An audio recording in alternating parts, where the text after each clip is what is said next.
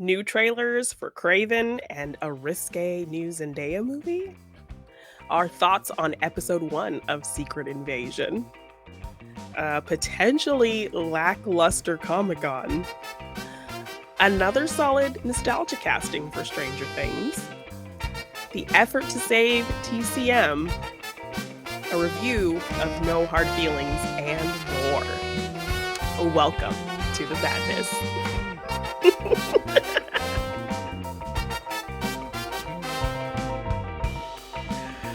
Hello, everybody, and hello, Morgan, and welcome to another episode of Monday Madness with Morgan and the Machine.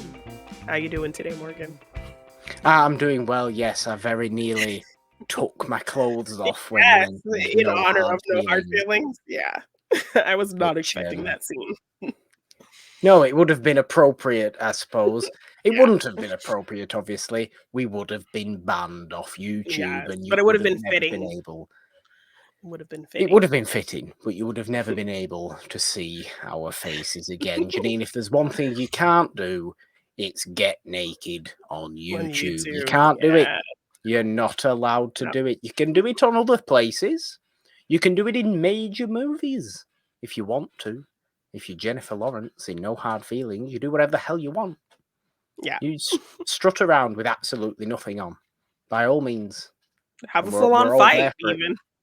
Full-on fight. Wrestle some people on a beach whilst wearing absolutely nothing because you just thought, well, that sounds fun. Why not do it? And we don't want to spoil the movie too much for people who haven't seen it, but we'll get into that in our full review. But I think for some people that is an incentive to go see it. Okay.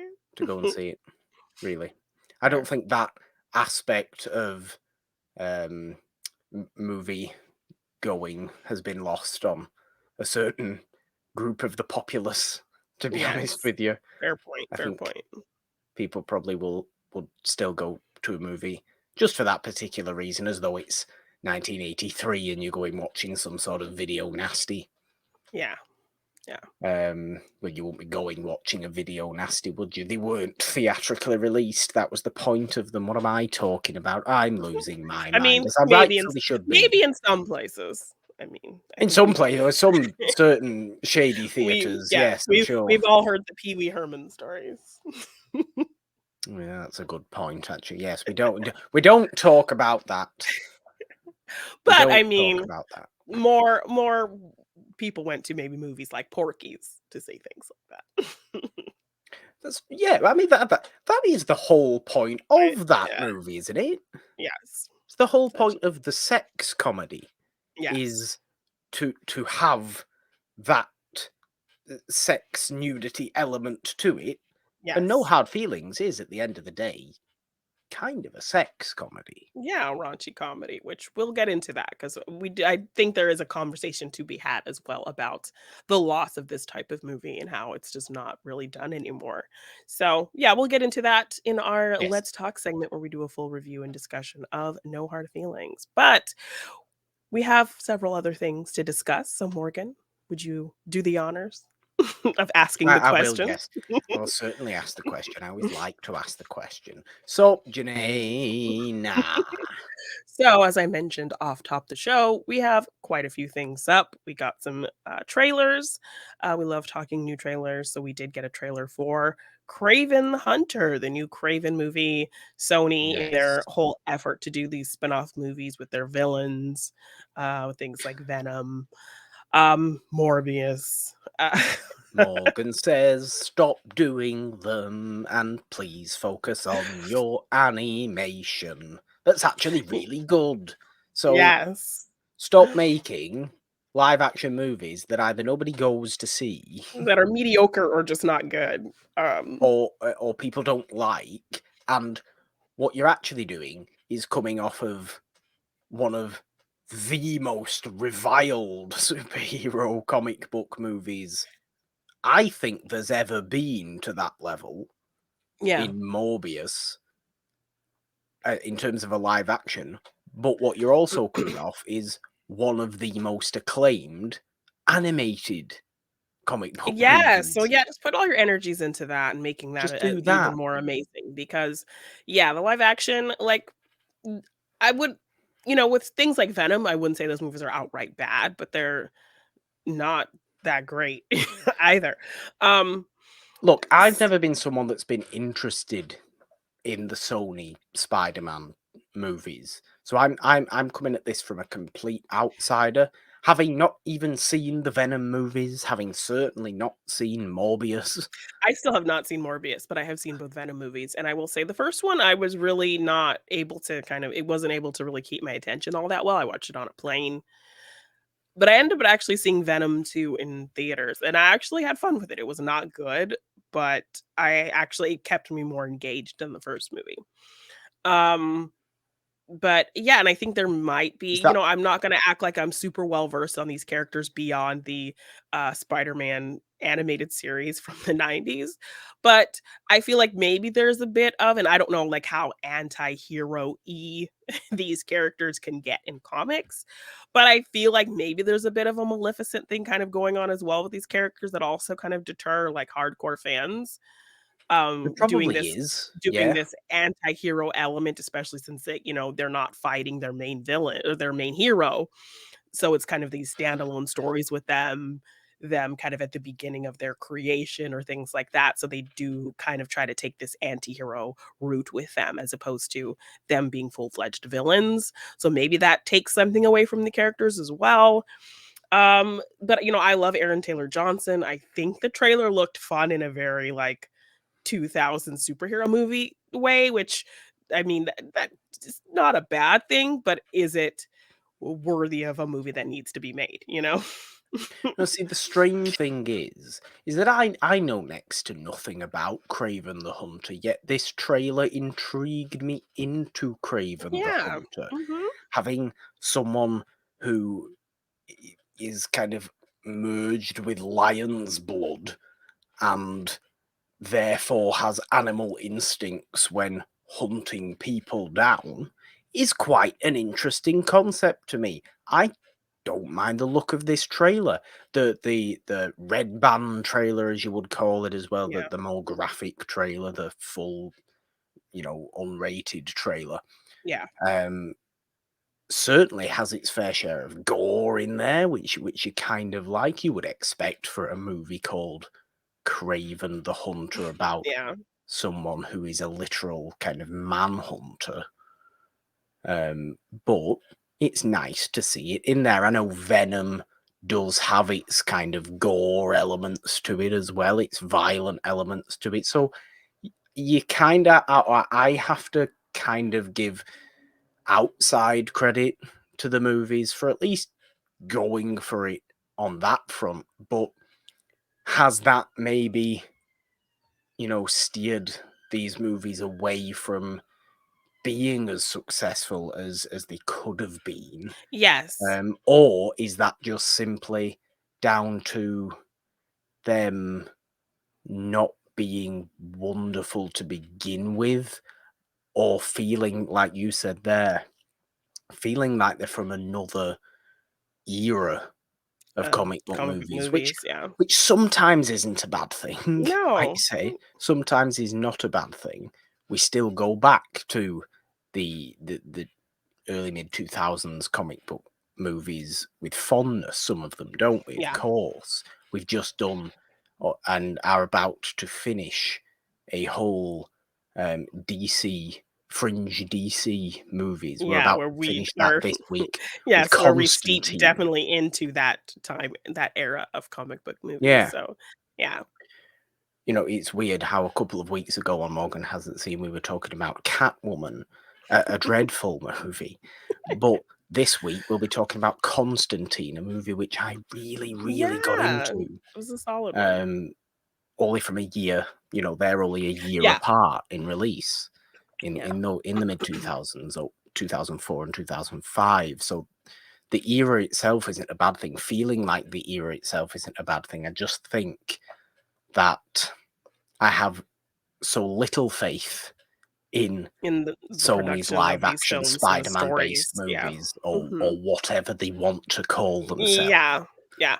And I don't know Because if they feel I like still don't actually know what their proper name is. Is it Sony's universe of Spider-Man movies or something like that? It's some ridiculously long long-winded name. thing. Yeah. And it's like only focused really on the villains, like these solo movies with the villains. Yeah. Yeah. And I don't know if The they're kind strange of thing is, I quite like the look of this movie, this Kraven the Hunter movie. yeah. I'm actually intrigued by the character. Russell Crowe's in there as his kind of over intense dad doing Yeah. some sort of strange, vaguely Eastern European accent. I don't know where Kraven the Hunter's supposed to be from, but I think he's supposed to be Russian because I saw when I saw a lot of people breaking down the trailer, they were disappointed that Craven himself did not have a Russian accent because he does have an accent, the character okay. himself.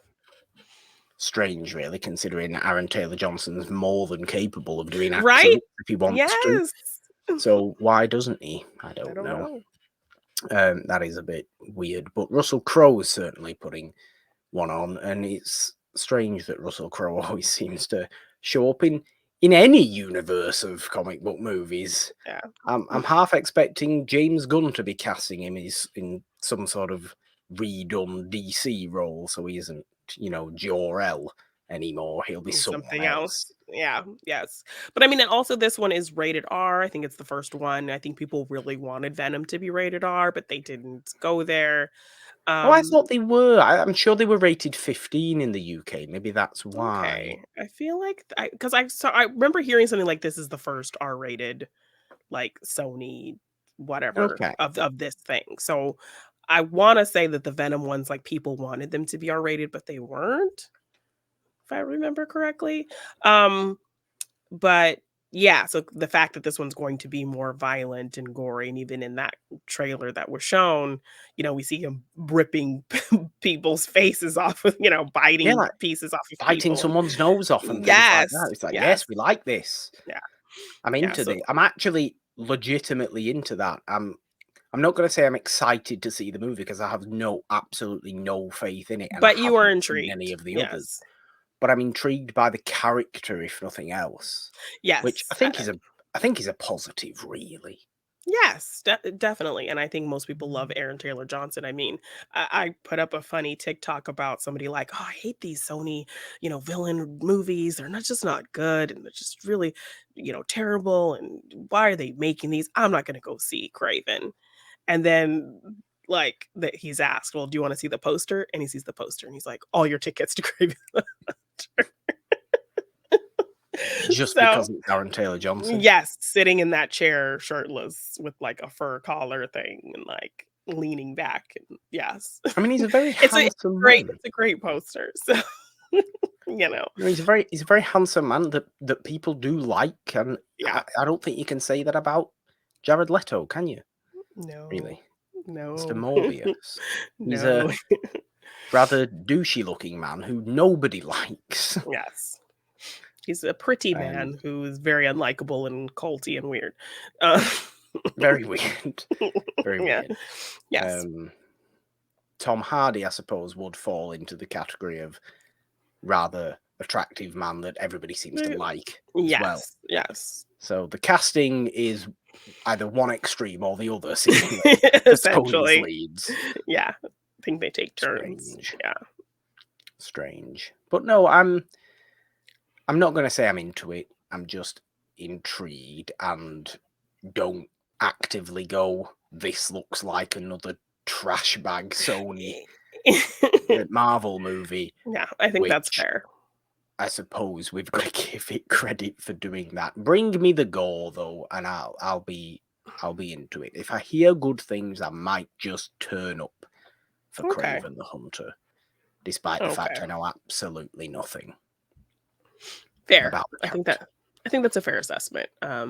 Definitely I was intrigued as well. I do like Aaron Taylor Johnson.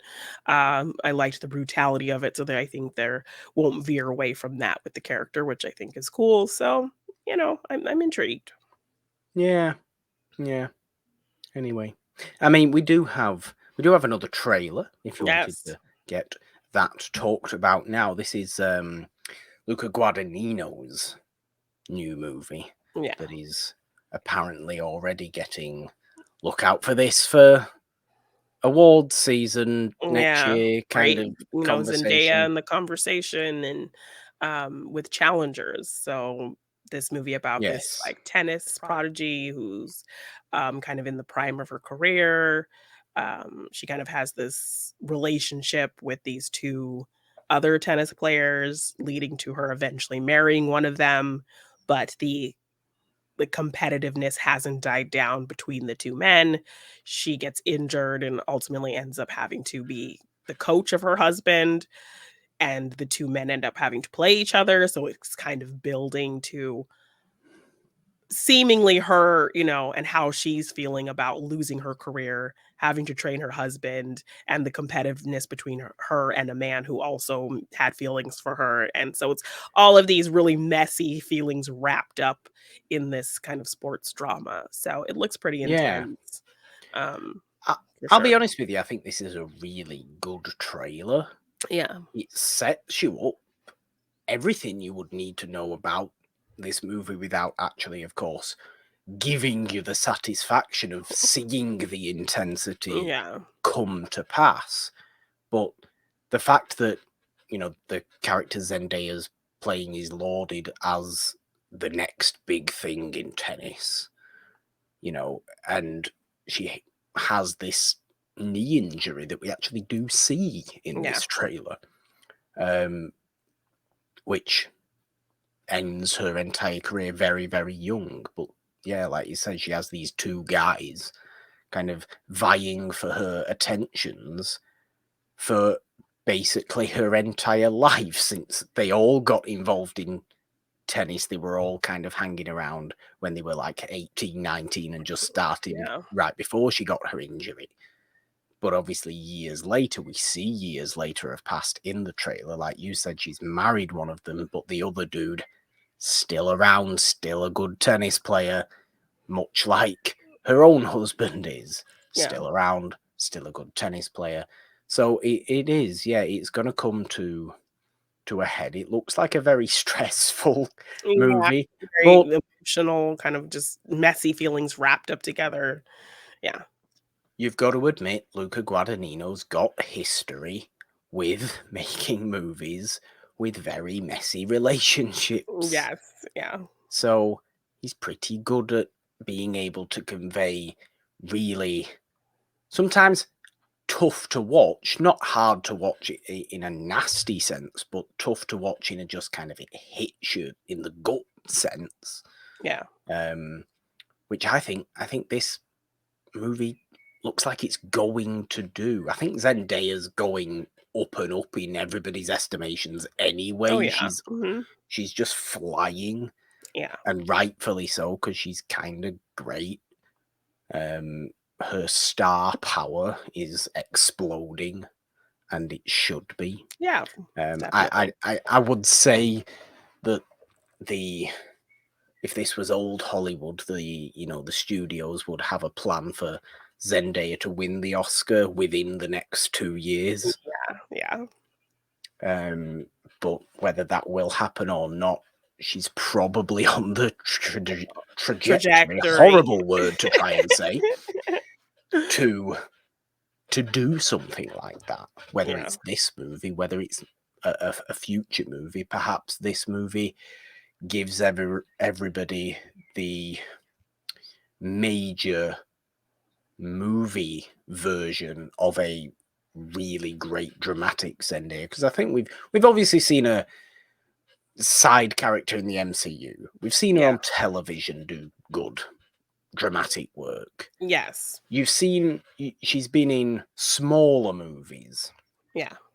that have been whether passion projects or just kind of really tiny Yeah, but indie also movies just that in have produce got acclaim. yeah, and behind the scenes, being a producer, I think, Yeah, on Euphoria, as well as being in it and winning Emmys and awards and yeah. accolades and all of that, so This just looks like the next level of kind of real top quality movie with one of your really better peak level directors that you're working with now. yeah.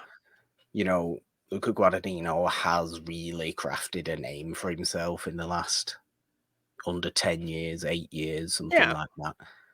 And anybody that is working with him, anybody that wants to work with him, anybody that he wants to work with, they're only going to improve each other's careers. I think Yeah. that's the situation you're dealing with here. A little bit like Yorgos Lanthimos, really, who I suppose makes weirder movies, but perhaps equal trajectory. Horrible word again, but an appropriate one. Yes. And I always seem to get them confused. I always seem to get like their movies confused with each other. I don't know why, because obviously their movies are very different from each other. But which one's Guadagnino, which one's Lanthimos? I don't know Yeah. why. Maybe it's because Yorgos sounds like Guadagnino. I don't know. Okay. It doesn't really, but I don't know. That's just one of those things where in my brain, they are interchangeable people, yet they should Yes. not be. Of course, they should not be. That's not the point, though.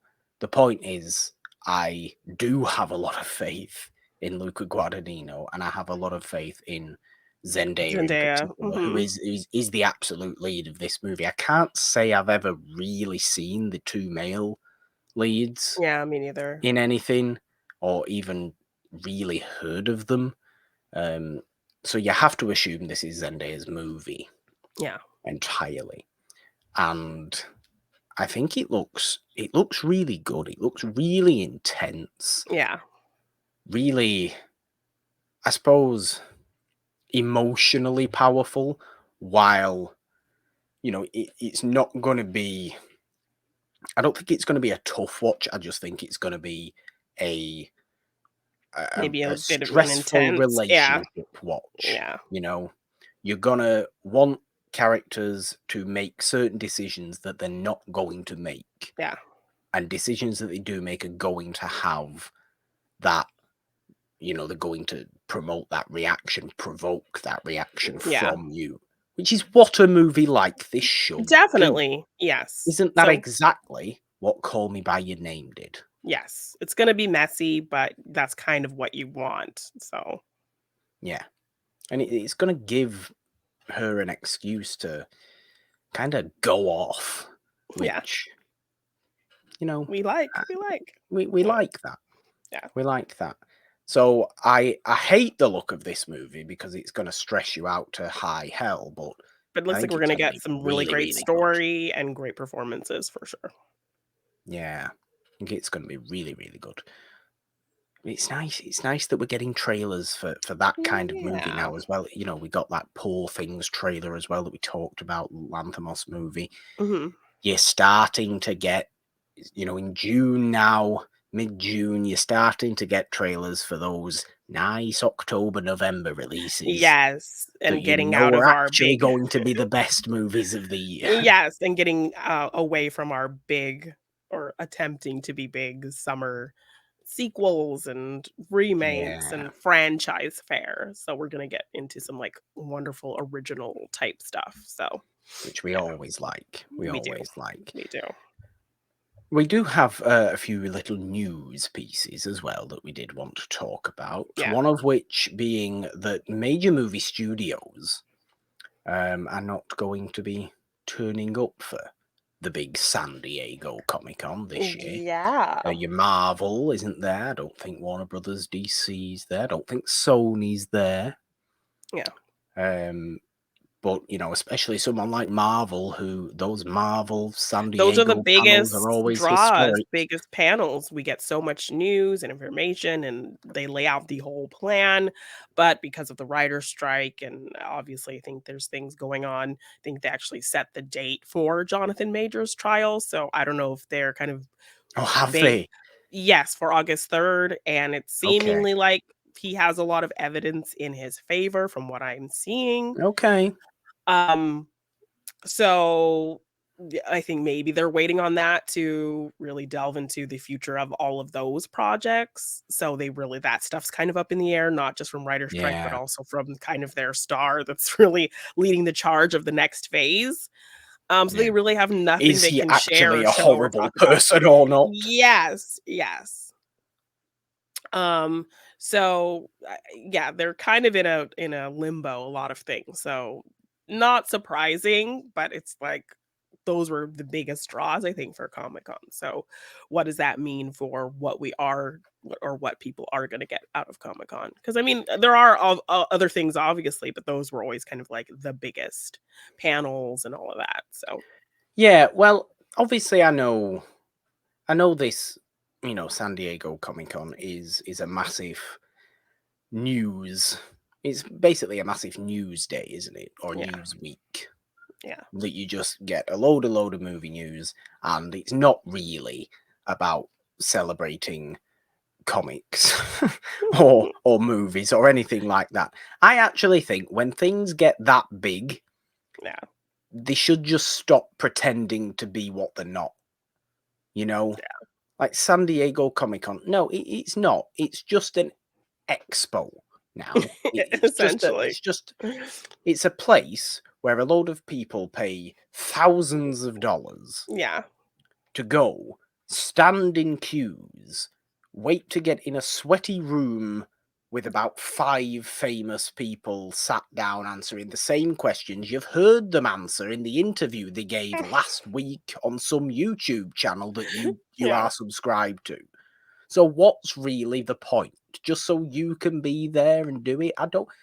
I don't get the point. Maybe people that go, maybe people that have been once or twice, maybe people that go all the time can tell me that there What is the a appeal is. certain I mean, it's yeah, that something. there is a certain appeal to it, but I would I see an appeal with something smaller, something on a smaller scale, something that's you know maybe very I don't know, maybe very grateful to have some of the names they have been able to get, like little film festivals and things like that, when they get reasonably big name people to come and do an announcement, do a Q&A, Yeah, do a whatever, it feels like such a big deal. Whereas for like the big ones, it's just, oh, everybody's there. It's always the same. Everybody's there.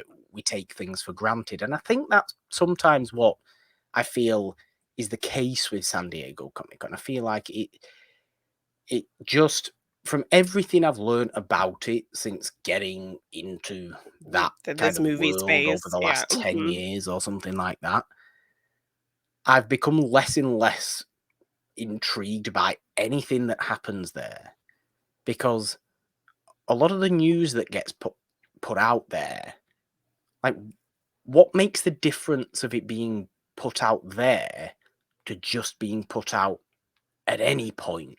Just because it's there, does it actually generate more buzz that it's put out there than it would do the week after?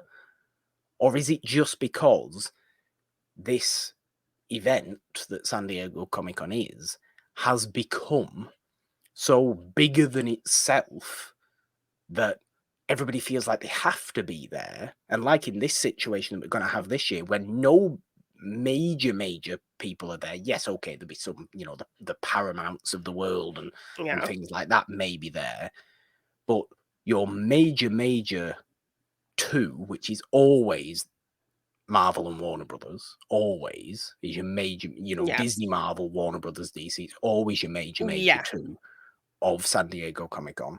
They're not going to be there. yeah, It almost, I feel like a lot of people's reaction to this is going to be, oh, that's a shame, wow, what's it going to be like not having them there? How are we going to know anything? yeah. Whereas How are I'm we gonna sat get any here, new? yeah, whereas I'm sat here going, well, actually, no, this is a good thing because it'll stop San Diego Comic Con thinking it's the best thing ever. And it might actually make Disney, Marvel, and Warner Brothers DC realize that any news they may want to put out, which they will have to delay putting out Yeah, now to a later date. Yes, okay, there's reasons, writers' strikes, trials, whatever yeah, situations are going on. But Why will that news not get the same traction a month later? What? It will. A Yeah, good trailer that gets put out is gonna generate the same buzz, whatever day it gets put out, true. if people are excited for that movie. So maybe I'm just sat here going, What's this isn't the a big deal for me. okay? I mean, Comic Con is something I've always wanted to do just to be a part of the experience. Someone who enjoys cosplay. I've been to other cons, so I like the vibe and the energy that you get when you do these things. I think the panels can be fun, depending on the information you're getting. Like I went to D23 and it was really great being in that big room, having all of the different, with the big Disney panel. We got to see stuff from Avatar. We got to see the Indiana Jones stuff, all the stuff coming with the new shows, all the actors coming out. So, I mean, I get the energy of all of that. I don't think But I mind stuff like D23 because it's focused. It's one company yeah, doing one thing. yes. It's not But when it's a trying to be bunch of bigger than different it things, is, okay, well, I get what you mean. you know? Yeah, Maybe I just think each major thing should have one day of an expo or one yeah, weekend, rather than yeah. all trying to mangle it into Max it one to thing. one thing, and it's like just sensory overload a little bit. Yeah, Fair I don't know. point. Fair I point. don't I don't mean to I don't mean to overpower the conversation No, there, you're good. You're Janine, but good. Yes. yeah, So I just don't know. wondering how fans who are going feel about, not getting these big panels this year and how that's gonna go and what are going to be the standouts or what is going to now maybe potentially get time to shine without having these Yeah. big panels kind of take over. So it'll be curious to see the climate of Comic-Con this year without that. But we will be doing our own fun thing that weekend. So Oh, we certainly will. We certainly will. We haven't even told people yet, have no, we? we Let's haven't. not tell them yet. Okay. Let's not tell them yet. Okay. Let's wait another. In fact, this is episode 48 of Monday Madness. I'd like to just point out there. Okay. What is today's date as of the air date of this show? It's the 26th. 26th. Yes. 26th is the air date of this show. Let's do a little on-air admin, shall we? Oh, how fun. So episode 50 of Monday Madness is going to air on the 10th of July.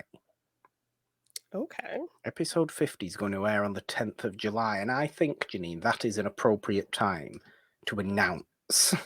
Okay. So, I think that's fair. because that I think that works. works. That definitely Episode works. 50, exciting things, Yes. good times. So, yeah, don't you? All Just more right. of a reason to stick around to episode 50, Okay. good listeners and viewers of Monday Madness. Yes. Yes, I forgot what we were talking about there. We were moving on, I think, Yes, from to the our next, Comic-Con.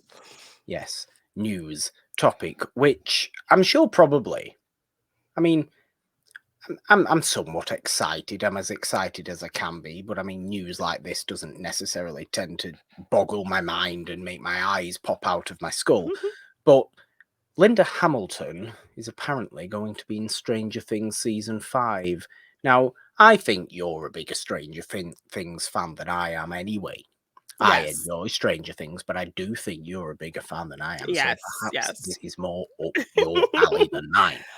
Yes, and my love for the Terminator. I mean, obviously, I have my 2 Terminator heads behind Yes, me. you are Mrs. Um, Terminator. yes, it is my birthday movie.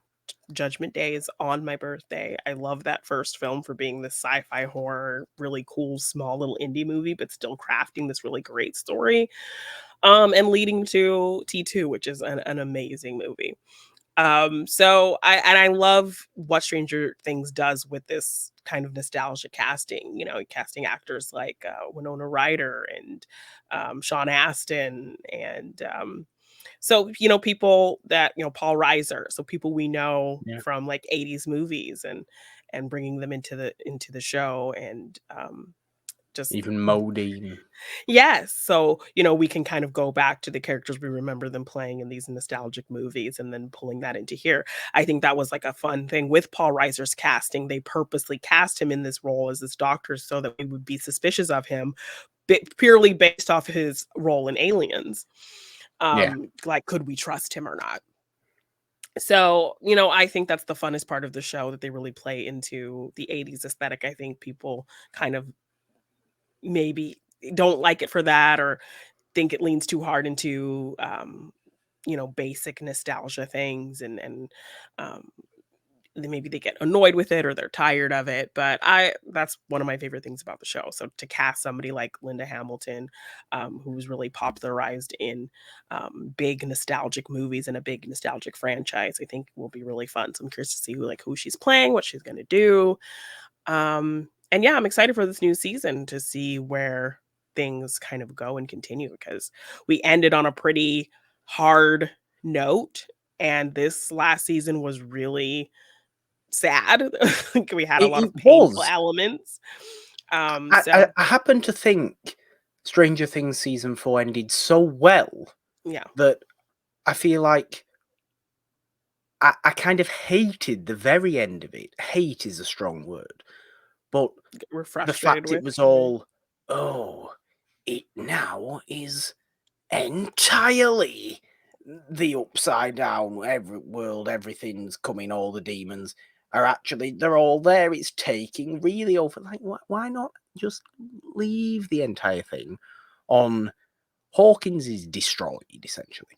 Everybody's, a lot of people have died. It's very depressing. People leave and move on. Why not leave it as that? Because that's what happened with some characters at the Yeah, end. Stranger Things season 4, they left main characters left the town. Ooh, a nice way to end. Going on, putting things behind us, moving on, away from the sadness. Oh no, let's get dragged back into it all for a yeah. 5th and final season. I think it's biting off more than it can chew a little bit, Stranger Things, to be honest with you. Well, I mean, the way they ended it, you have to kind of continue that story, because now we're You just do with stuck the with very with ending of a it, a, a yes. com a comatose Max. So I would like to see a resolution to that. I think also people, fell completely in love with Eddie Munson, and if there's any kind of Well, that's true. way to bring him back in some way, I think that would be a big draw for fans of the show as well. Yeah, Um, but people should be just but I people. think people This were but is I this also is think the issue. people were but I think people were even kind of done with the show going into season 4, and then having Eh, breakout characters like Eddie Munson and Vecna, this really scary villain, and really circling back to stuff that happened in the first season, and really fleshing out that yeah, story to be this bigger bad, and making that connection really cool. And I mean, obviously more fun casting Robert Englund as well in there. yes, of Um, course he was. Yeah, made season 4 a better season than I think people expected. So I I think season 5 being a final season, closing out this story, I think is I think is plausible, and I think it works. it's the right thing to do. Yes, Is make it a I think definitive final continuing on season. maybe after 5 would feel like overkill, would feel like too much, would feel like now they're just trying to find stories, which I wanna say 3 kind of felt a little like that. It did. So that's why I think people were fed up by 4, but they were able to really come back with 4 really well. So I'd be Yeah, happy I to would see agree. more with 5, and really tie everything up nicely with a 5th season and just be done after that.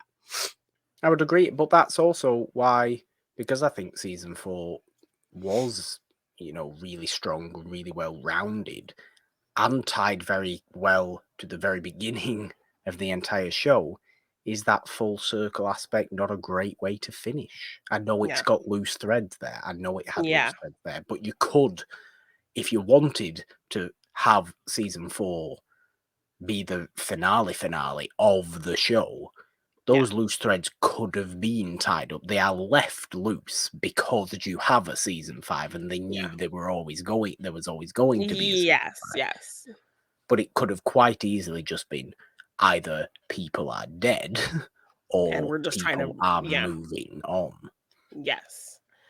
But they did So leave it open. So, yeah, I'm they excited did to leave it open. see yeah, so I'm really excited to see what Linda Hamilton does because I really do love her. I am somebody who really enjoyed Terminator Dark Fate. I had fun. I really enjoyed her in that That was the movie. latest one. Yes, it was. That was the Yes. latest one Yes. with So what's her name? What's her name? The oh, woman. Mackenzie No, something. the blonde woman. Oh God, Ooh, I'm useless. the Terminator Terrible in with that? people's names. Yeah, Yeah, isn't her name Mackenzie something? Oh, I don't know. Am I thinking of the complete wrong thing? Am I Where thinking of the? Oh, am I going to lose my mind again? what? What are you talking Am I? Am about? I? Am I? Am I actually thinking of the complete wrong thing? Mackenzie, somebody. Am I thinking? Oh yeah. No, I was thinking of somebody completely different. You are right. You Oh are my right. god. You are, of course, right. I'm an Yes. idiot. Mackenzie Mackenzie Davis. Davis. Oh. Who the hell was I thinking of then? I don't know. Were you thinking Was I? of the 3rd Terminator movie? No, I don't know. I'm getting my fairly tall, blonde action stars mixed up again, I think. Oh, okay. Well, I'm saying I really loved old Linda Hamilton as, Yes. coming Yes. in and just being really surly and, tough still and, very much feeling like the same character we met in Terminator 2. So, I really like her and, I'm really excited to see her because yeah, I think that's just a fun bit of casting, like, that was probably the best thing about the show Riverdale was their fun like, you're doing this teen show and casting as the parents these, like, iconic, like, teen actors. So, Yeah. you have your Luke Perry and your, what's her name? I can't remember her name. I don't know. I didn't watch Riverdale, and I've Um, just established what was I'm her terrible name? with people's Uh, names. Robin Givens. She was, like, the principal and I think, Josie's mom, from Josie and the Pussycats because they were in that Okay. show as well. So yeah, and she was in a teen series, like Head of the Class or something like that. Who's So this person you're trying to think of then? What movies were they in? she was the woman married to Mike Tyson. She did movies with Eddie Murphy like, Boomerang. She's a black Oh, actress. oh dear. Sorry. Terrible, useless people. Yes. Yes, you're very useless today, I'm Morgan. I am absolutely useless with people's names. Yes. Um, Sorry about that. yes. But I figure you would just maybe know her in general from pop culture history because she did have a big kind of tumultuous marriage to Mike Tyson. But, I know no one from pop culture history. Ah, well, anyway, so yeah, that was something I loved about Riverdale, casting as the parents like these, known teen actors of their era. So I love that Stranger Things, really cherry picks actors that we know and love from really nostalgic things and pulling them into this series that is steeped in nostalgia. So I'm really excited to see her. Yes. Good. Good. I think one thing that did actually get us both not riled up, I suppose that's the wrong word to use, passionate about a Okay. certain topic that we obviously love very dearly, is this whole situation with Mr. Zorboff, Yeah, who we refer we call Zaslav Zorboff because it sounds more like a super super villain villain. Yes. and it's appropriate for him, really. Um, Basically cutting significantly down on Turner Classic Movies.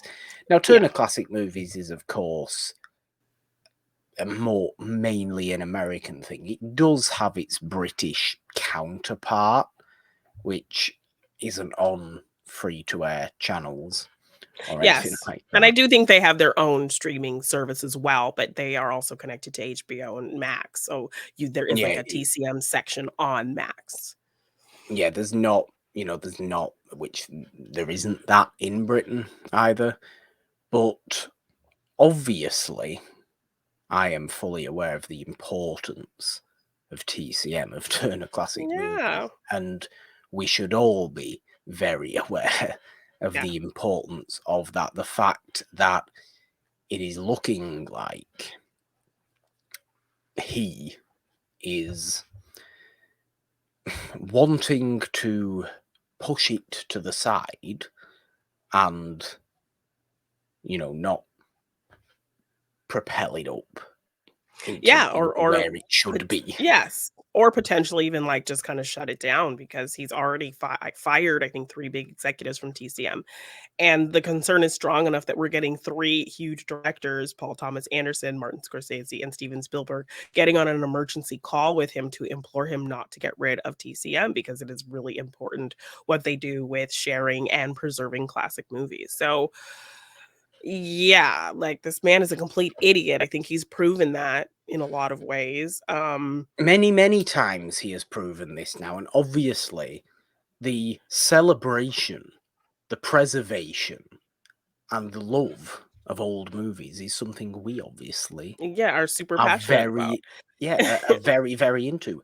Our entire main show, It's a Wonderful Podcast, every single Friday on the It's a Wonderful Podcast feed Yes. is dedicated to celebrating and Mhm. giving a platform to old movies that may or may not be forgotten about.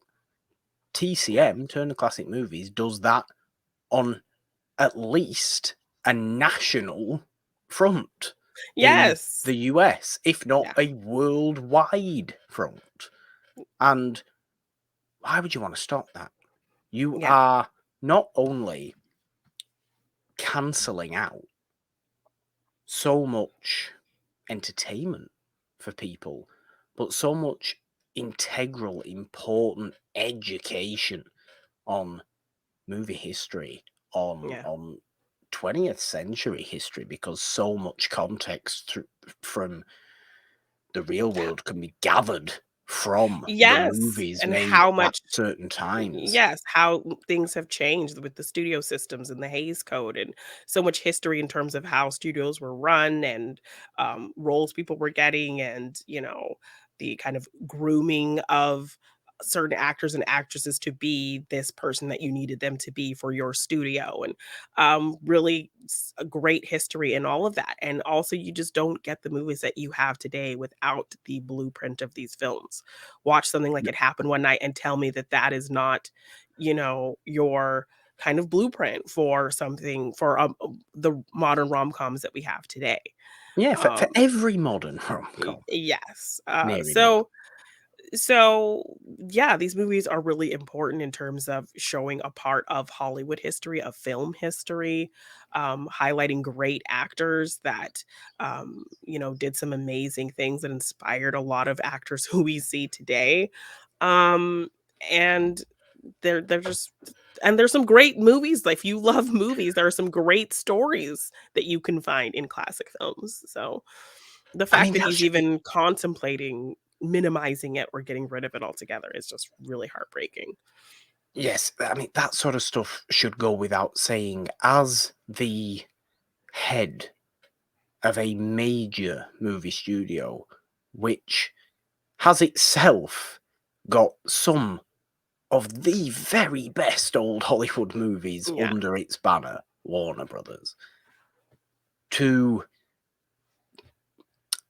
continue that unfortunate mindset, which I always try and fight against. And I think, we try and fight against it, doing It's a Wonderful Podcast, doing the main show, is that attitude of it's an old movie. Why do I care about it? It's too old. I only care about new movies. I can't stand that mentality. You Yes. know I You can't don't stand know. that You don't know. mentality. You think these movies are stale and That boring? Go watch something with Marlena Dietrich where she's wearing a suit and kissing a woman, or see Mae West just make men fall exactly, at their feet and is being comedic and sassy and sexy and risque and eating men alive. Like, exactly. watch great couples like Nick and Nora from the Thin Man movies, and, especially if you have this notion of, like, a disparity between how men and women, kind of are in gender roles in that era, and see this couple who are very much equals and respect each other and are on the same level. So there are so many rewarding things you can find in classic films, not just about movie history, but great performances and great stories and great directors and people who were innovating in their time. If you're somebody who loves visual effects, go back and watch movies with amazing visual effects and know how limited they were and great kind of practical ideas and really interesting. If you're a cinematographer into cinematography, look at some great shots that cinematographers and directors were able to get in that era with the little they had at the time, or the creation of more tools to you know capture things on film a lot differently or more Yeah. improved. So there's so much to love and learn from classic movies. If you respect creativity within movie making, you're never going to find more creativity than you do with old Hollywood directors. And I mean that very Yeah. genuinely because of the levels of censorship they faced. Yeah. They still had to tell nasty Really. stories, Yeah. which is why I have my such big fondness for film noir, because all of the horrible topics that you're dealing with Yeah, in but they film have noir. to do it in a way to pass the Hays Code and these really tough restrictions, Yeah, they have you to know? be reserved while still actually making it make sense, having the impact that those stories should have, the violence that those stories should have, the sexual tension that those stories should Yeah, have. It is all the there. grayness of a person. It is all there in film noir. You go to pre-code, you have it all frankly in front of you, and we love pre-code movies for that. Yes, But for the modern if feeling that they have, yeah. this is Zorboff not having respect for the history of movies, Yes, and I wanna it is say he's actually disgusting yeah, and I wanna say as he is quoted as saying something to that effect, that he does have this great respect for classic films and blah, blah, whatever, but it yet he doesn't is seem like it. he's real quick to save a buck where he can. It does not, yes, it does not seem like it. Because if you really did, then you would be promoting these movies way more than you're promoting your drivel that you're making Yeah. that might just happen to be a new release. Yes, okay, that's what's going to make you immediate money. But if you actually care, and I think this is a serious problem with with a studio head in that position, if they do not genuinely have care for the art and creativity of making movies, then we're on a dangerous, dangerous path. Because Yeah, he literally is. how anyone can look at all those wonderful old Yeah. movies that TCM has in their vault, in their register to play, to show, to have their month star of the months, to have their you know weekend specials, tonight's movie, have the intros, the presentation of them on those channels through their streaming service, the love and passion and dedication that the hosts and presenters of TCM Yeah. have, those individuals had making those movies at that time. You are forgetting all of that. You are forcibly making people forget all of that. You are continuing this mentality of, why do I care about older movies when you should be so thankful for those older Yeah, movies? Those definitely. older movies you should be celebrating way more than any new movie, even if it's a wonderful, wonderful movie, because that's what came before. You don't have anything if you don't have that. Yeah.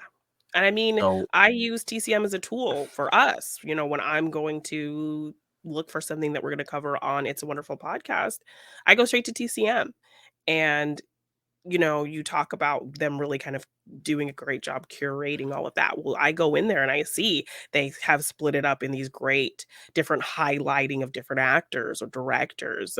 How I found the really great movie that we talked about on Friday was through them having a pride section in the little TCM Yes, segment. Victim. Yes. So a movie I never would have heard of talking about kind of the history, the painful history that homosexuals faced in UK at the time in the 60s. And I And wouldn't have even heard of that movie if you hadn't have brought it up to me, thanks to TCM. This yeah, is the point. mhm, This is the point. You are stopping people from that discovery. getting from that discovery, from that artistic discovery, but educational discovery, and from endless hours of entertainment with such wonderful, wonderful movies of all types of genres, of all Yeah. types and styles and craziness, from the Yes. weirdest of stuffy romance movies that you got in the 40s and things like that, Yeah. to the craziness of a pre-code sex comedy, Yeah. But to even concepts your and race things. movies of the 50s and 60s, Yes, I mean, before you had westerns, yeah, before you had musicals. blaxploitation movies, you had Black people creating their own movies, and their own kind of set of films with things like Cabin Yeah. in the Sky, and Stormy Weather, to make a space for themselves. Uh, so just great things you can discover. I think a lot of people maybe don't even think about that aspect of Black history in film as well, because I think they, you know, just see the big boom of blaxploitation and that being the biggest era of Black people really trying to find a space for themselves in the world of cinema.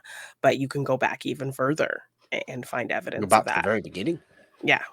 Yeah. So Very, very so beginning. so much to learn from classic films, definitely. I mean, I think we watch a lot of films, and when we discuss them on the show, we talk about how topical things feel from those movies. I think that recent Spencer Tracy movie we discussed, it had a lot of elements Yeah, that keep it felt aflame.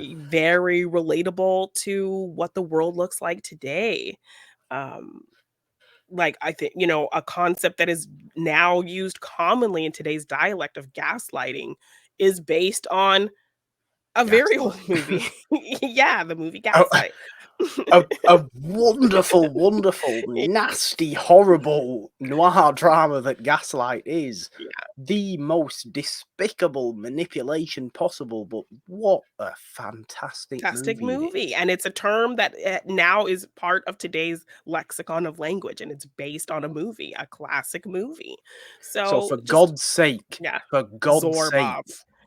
buy physical media releases of old movies Yeah, and thank whatever gods you may believe in, that there are still channels, there are still people, there are where you still can get many access to people all of out this. there, Yeah, yes, where you get access to all of it, that are promoting all of this. And it's not Turner Classic Movies' fault.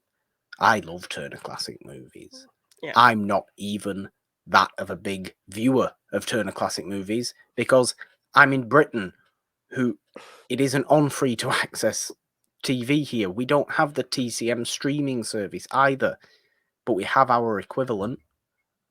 yeah, You know, TCM does have a UK equivalent, but we don't have like, all the cable TV that you would call it cable TV. yeah, With 84,000 channels and all that sort of stuff. We, yeah, we we don't have that. We don't have that.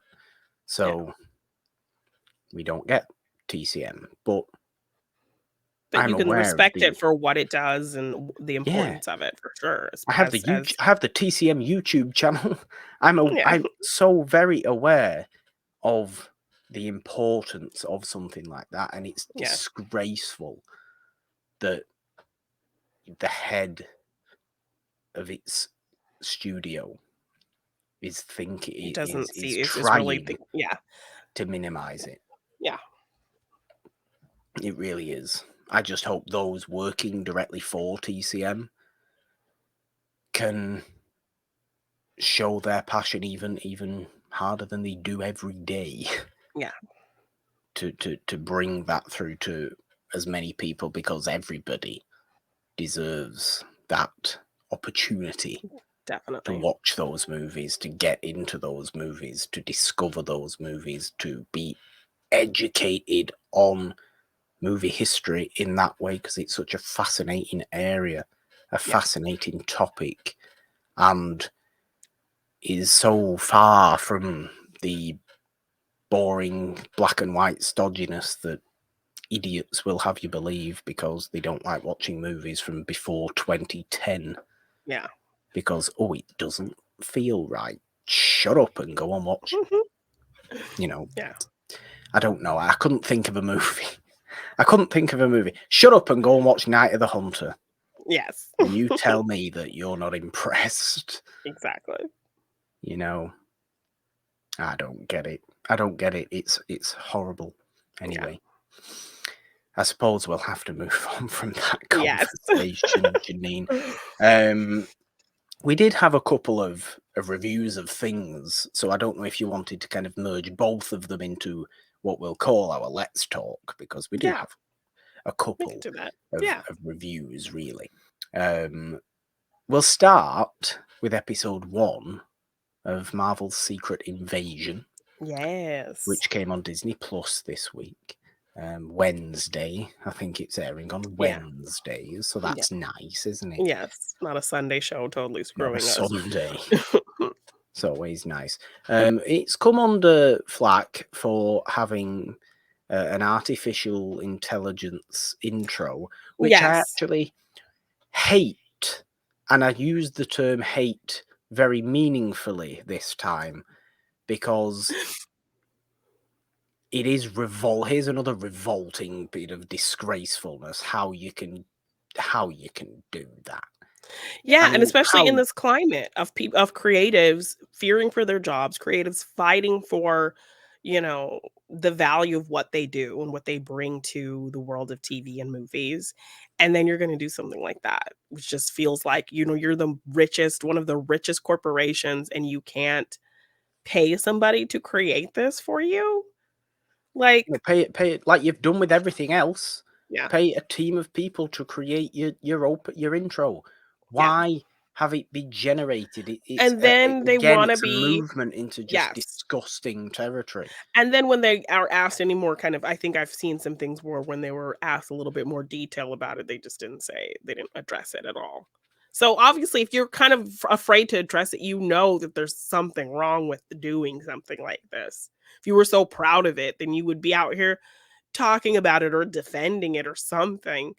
Um, but yeah, and they could be leaning towards the thought, well, it's kind of a commentary on the show itself, and you know, artificial intelligence mocking real people, and I don't know if that is kind of Look, the impetus for doing something like this, is them trying to play it off as some commentary on the topics of the show itself, but I don't know. if that is what it is, then I want many people to come out with actual genuine comments that was the intention Yeah, behind it, and not just one half-hearted kind of, oh well, which is I think that's kind of not a what we've commentary. gotten.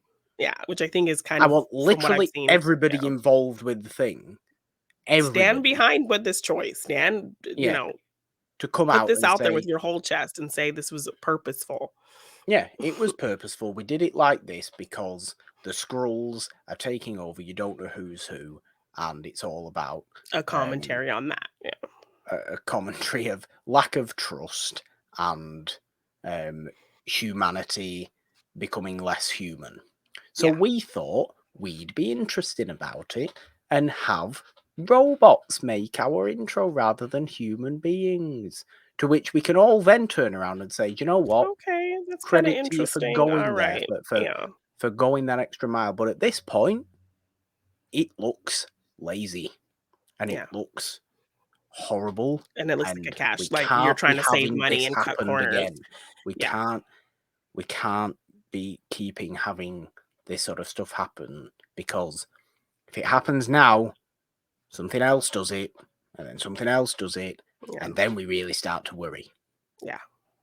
Then we need to really start to worry. I don't want to focus too much on that aspect of it, because I actually was quite into this opening episode. I don't Yeah, I think it mean, necessarily flies off the screen, no, but it's a little slow in the middle, kind of getting into, leading up to our finale of the episode. But I think that's kind of what a first episode does. You're really setting up these yeah, stakes and the characters. We're catching up with Nick Fury and what he's tasked to do now that he's back. Why is he back and all of that. So, I and, suppose we setting up should these new say we characters, will be. I suppose we should say we'll be bringing up spoiling. spoilers Yes, in this spoilers, particular spoilers. conversation. Yes. So yeah, I think of course your first episode is going to be a little bit slow in terms of just having to introduce all these new people and set up where we are and what the motivations are.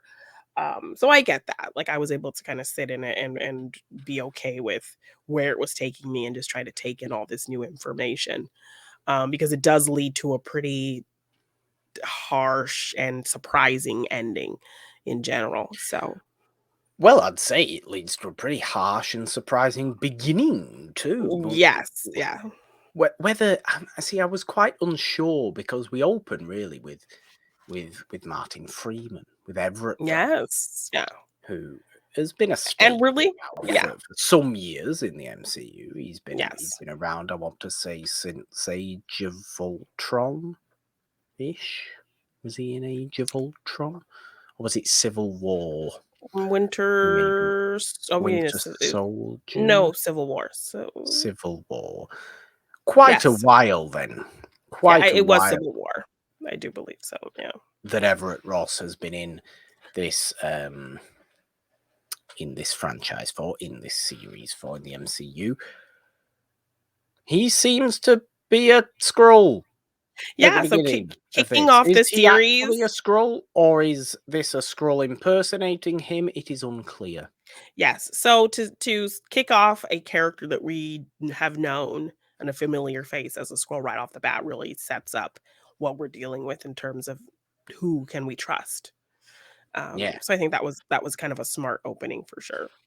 especially given what we have known Everett Ross to do in, say, the Black Panther movies, Yeah, when he's been such an aid to the Wakandans yeah, in both movies, to having seemingly have been a Skrull rebel yeah, this entire time is quite a surprising way to open this series.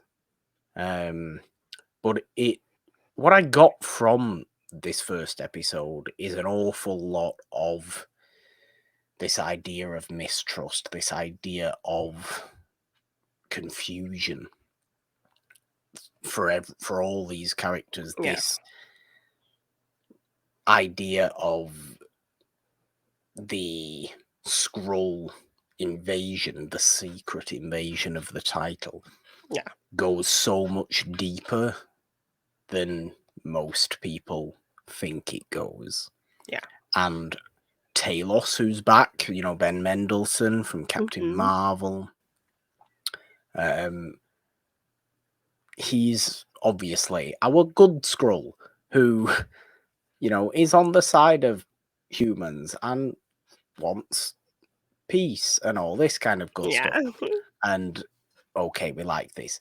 I've always been a little bit like, Ben Can Mendelsohn, we trust him really? and his Can we evil trust looking face? Ben Mendelsohn, typical villain person Yeah, that he is? Oh, are you sure?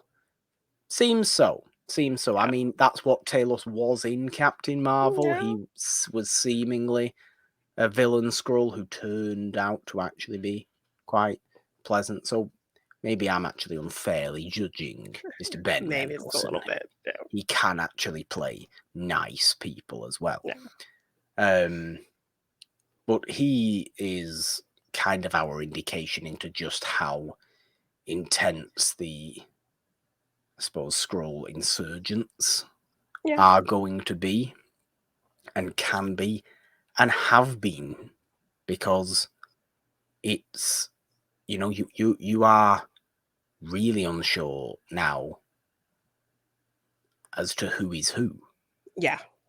because of the shape-shifting nature of the scrolls. Anybody could be anybody, which is why I think the opening of this episode is so good, because it shows us a familiar character, but not obviously a major character, but a very familiar Yeah, but one. a familiar face, and it's somebody we know to be a good guy. Yeah. Yeah, so it definitely will throw you kind of off kilter, like, okay, now really unsure what to believe, who to believe. And because it's treated as this kind of spy show as well, Yeah. everything's obviously full of secrets, everything's full of kind of little intelligence operations and things Yeah. like this. But the most interesting thing about it really is seeing the, I think, change in Nick Fury. I mean, it's brought up so many times in this opening episode. Oh, the blip changed you, Fury. Yeah. You've never been the same since the blip. He, of course, was dusted, as I Yeah. like to say, Mhm. yeah, away for 5 years thanks to Thanos and his little Yes, cookie dusted before fingers. he could drop his F-bomb.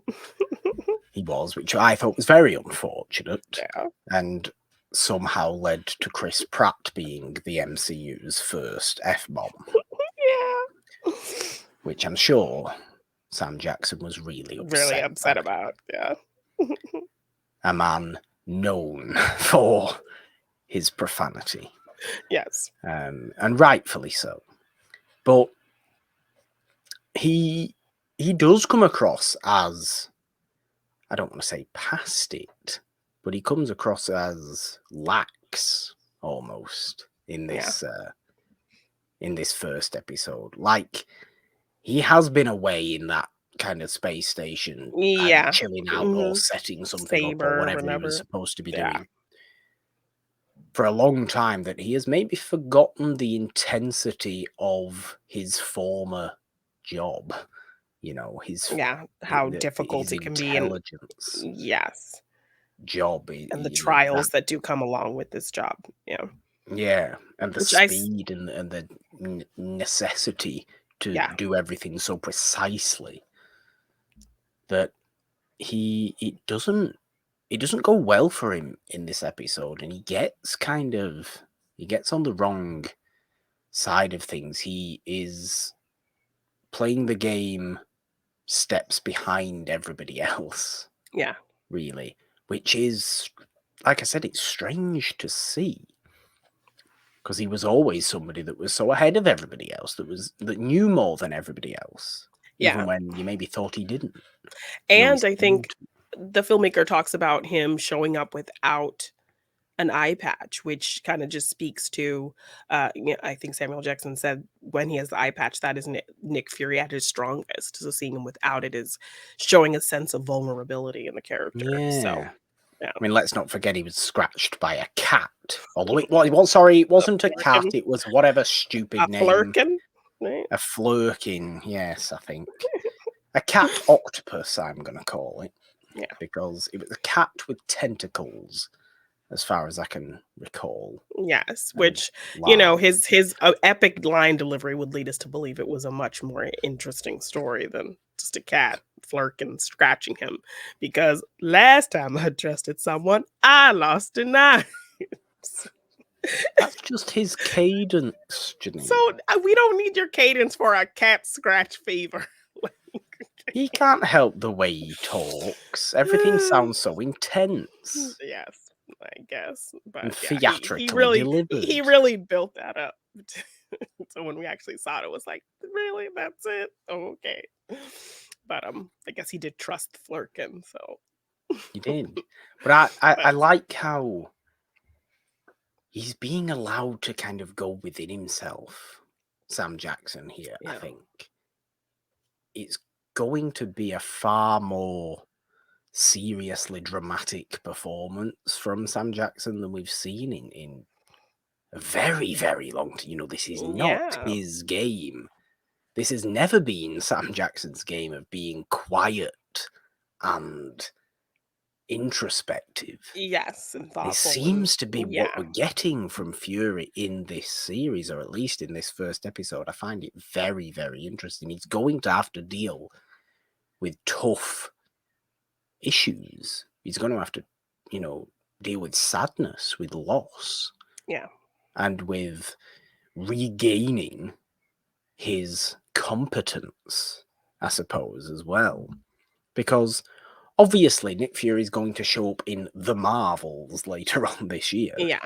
So I'm like to believe that The Marvels takes place after Secret Invasion, which I'm sure Yeah. it does because this is Fury's first time being back on Earth, so it must do. So he's obviously not going to he's not going to die himself during Yeah. this series, but there is one fairly notable, apart from if you consider, is Everett Ross the Skrull dead? I think Everett Ross the Skrull is Yeah. dead at the very beginning, so perhaps that is the real Everett Ross, who we consider the real Everett Ross, and he's dead. But you also get a pretty significant loss at the very Yeah. end of this opening episode as well, with Maria Hill, who's been there since the Avengers. Yes. Yeah. She's been a huge staple of this franchise, been his right-hand person, and particularly just such a painful moment in terms of her potentially dying thinking that she's been betrayed by him. Yeah, So, because you know, the lead Skrull rebel, I want to call them Skrull rebels, the lead Skrull rebel shapeshifts into Nick into him, Fury yeah. at this particular terrorist event they have set up, which Yeah, is to set off a in bomb, yeah. Moscow. Mhm. The entire episode, I think, actually takes place in Moscow, which obviously is at the moment coming under some insurgency itself. But real world politics aside, Yes. for potential second Russian revolutions in the space of just over 100 years, Yes. which is weird, isn't it, to think about? I don't want to talk about this, but why do things? You always find Weird, to circle strange back to things. history somehow. Um, It's just insane, right? Though yeah, it's got nothing to do with Secret Invasion whatsoever. But the fact there's actually seemingly, I mean, whether this will have all changed by Monday's airing of this episode, I don't know. But there is seemingly an actual political revolution going on in Russia again. yeah. I mean,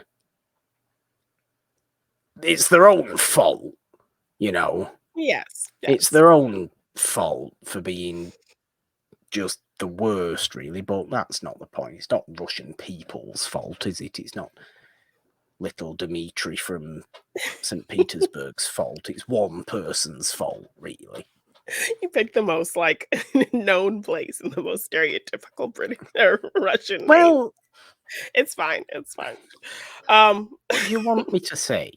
What, I want you to talk it's about your Secret weirdo Invasion. leader's fault. That's what I'm saying. I want you to talk about Secret Invasion. Secret Invasion, yes, of course. Yes. Sorry. So what we did talk about when I think we were talking about the trailer, the introduction of these new characters. We have Olivia Colman, Emilia Clarke, um, Yeah. coming into the series. Great actresses, and so love seeing them come into the MCU. I liked Olivia Colman's dynamic with Nick Fury. It felt like there was this kind of old friendship there, but a bit of a rivalry as well. They kind of know each other. They know each other's skill sets and what to expect from each other.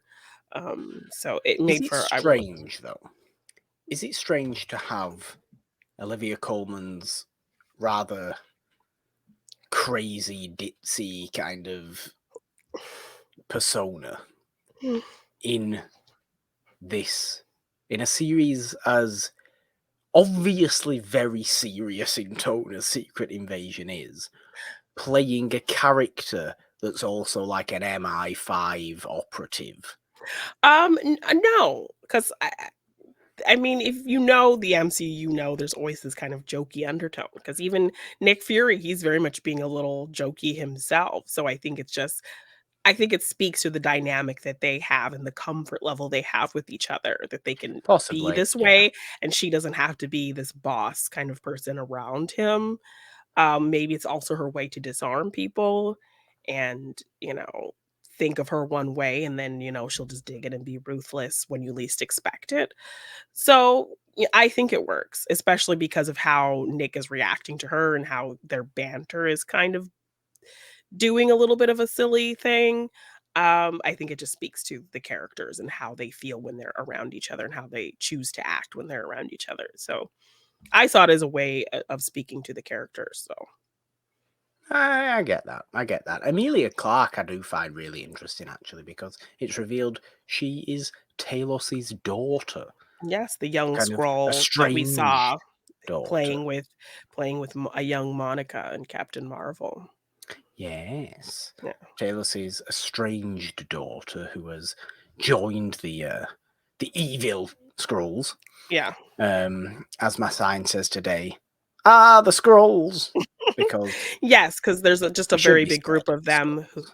who they kicked out Ben Mendelsohn because, they're just frustrated with these promises of finding them a new home, and they feel like Nick Fury has not delivered on that, and so they're just trying to make their own way and potentially just make Earth their home, which is kind of terrifying.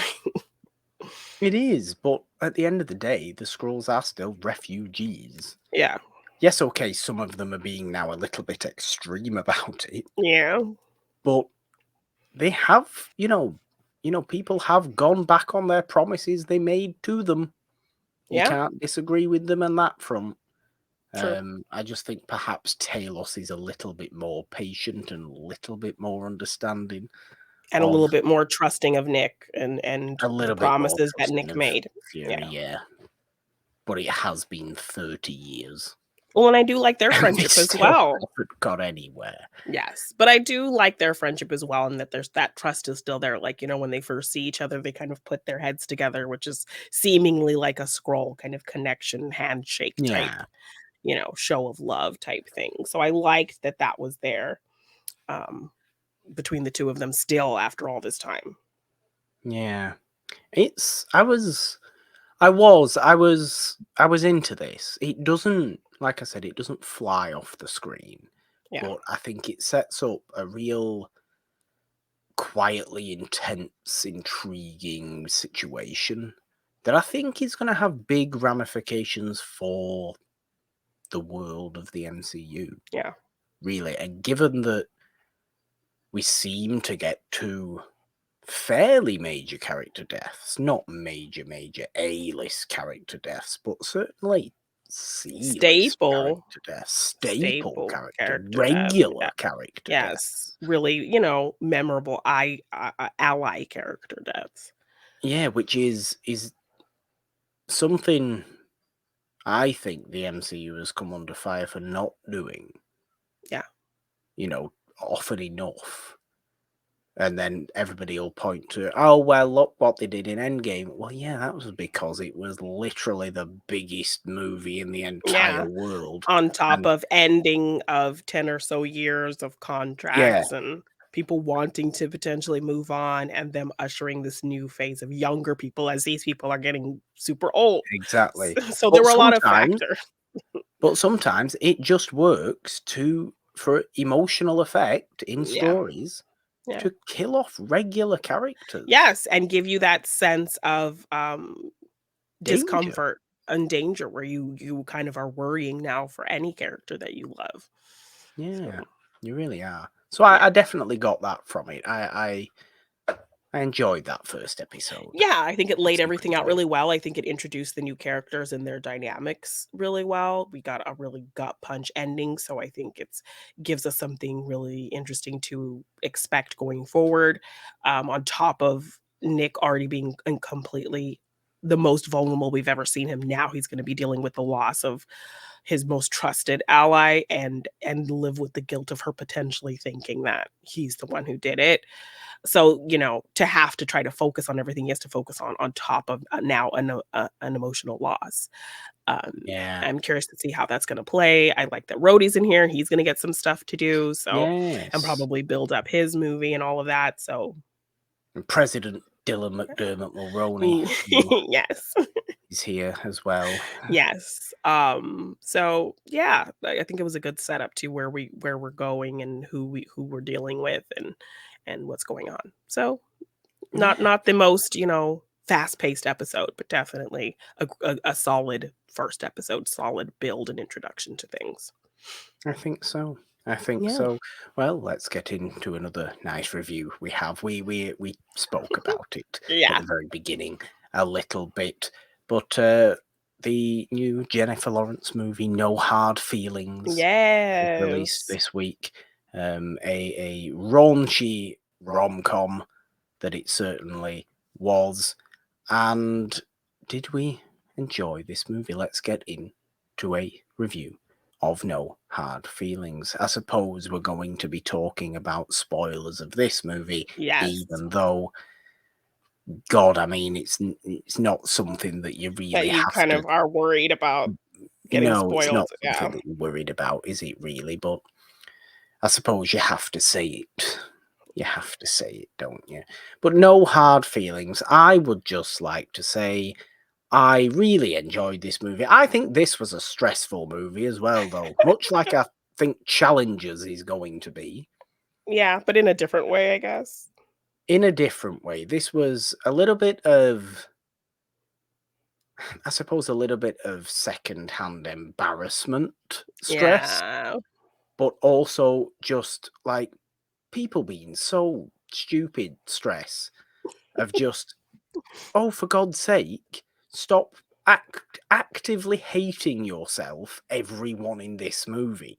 You Yeah. know, it's like just have some sort of fun and spontaneity, please. Just Yeah. do things. This is what this movie is trying to teach you. Is trying to. The message of the movie is really to move on. I suppose is ultimately this message of the movie is open yourself up. Yeah. Don't get, you know, challenge yourself to be discomforted, and it will actually be beneficial for you as a person.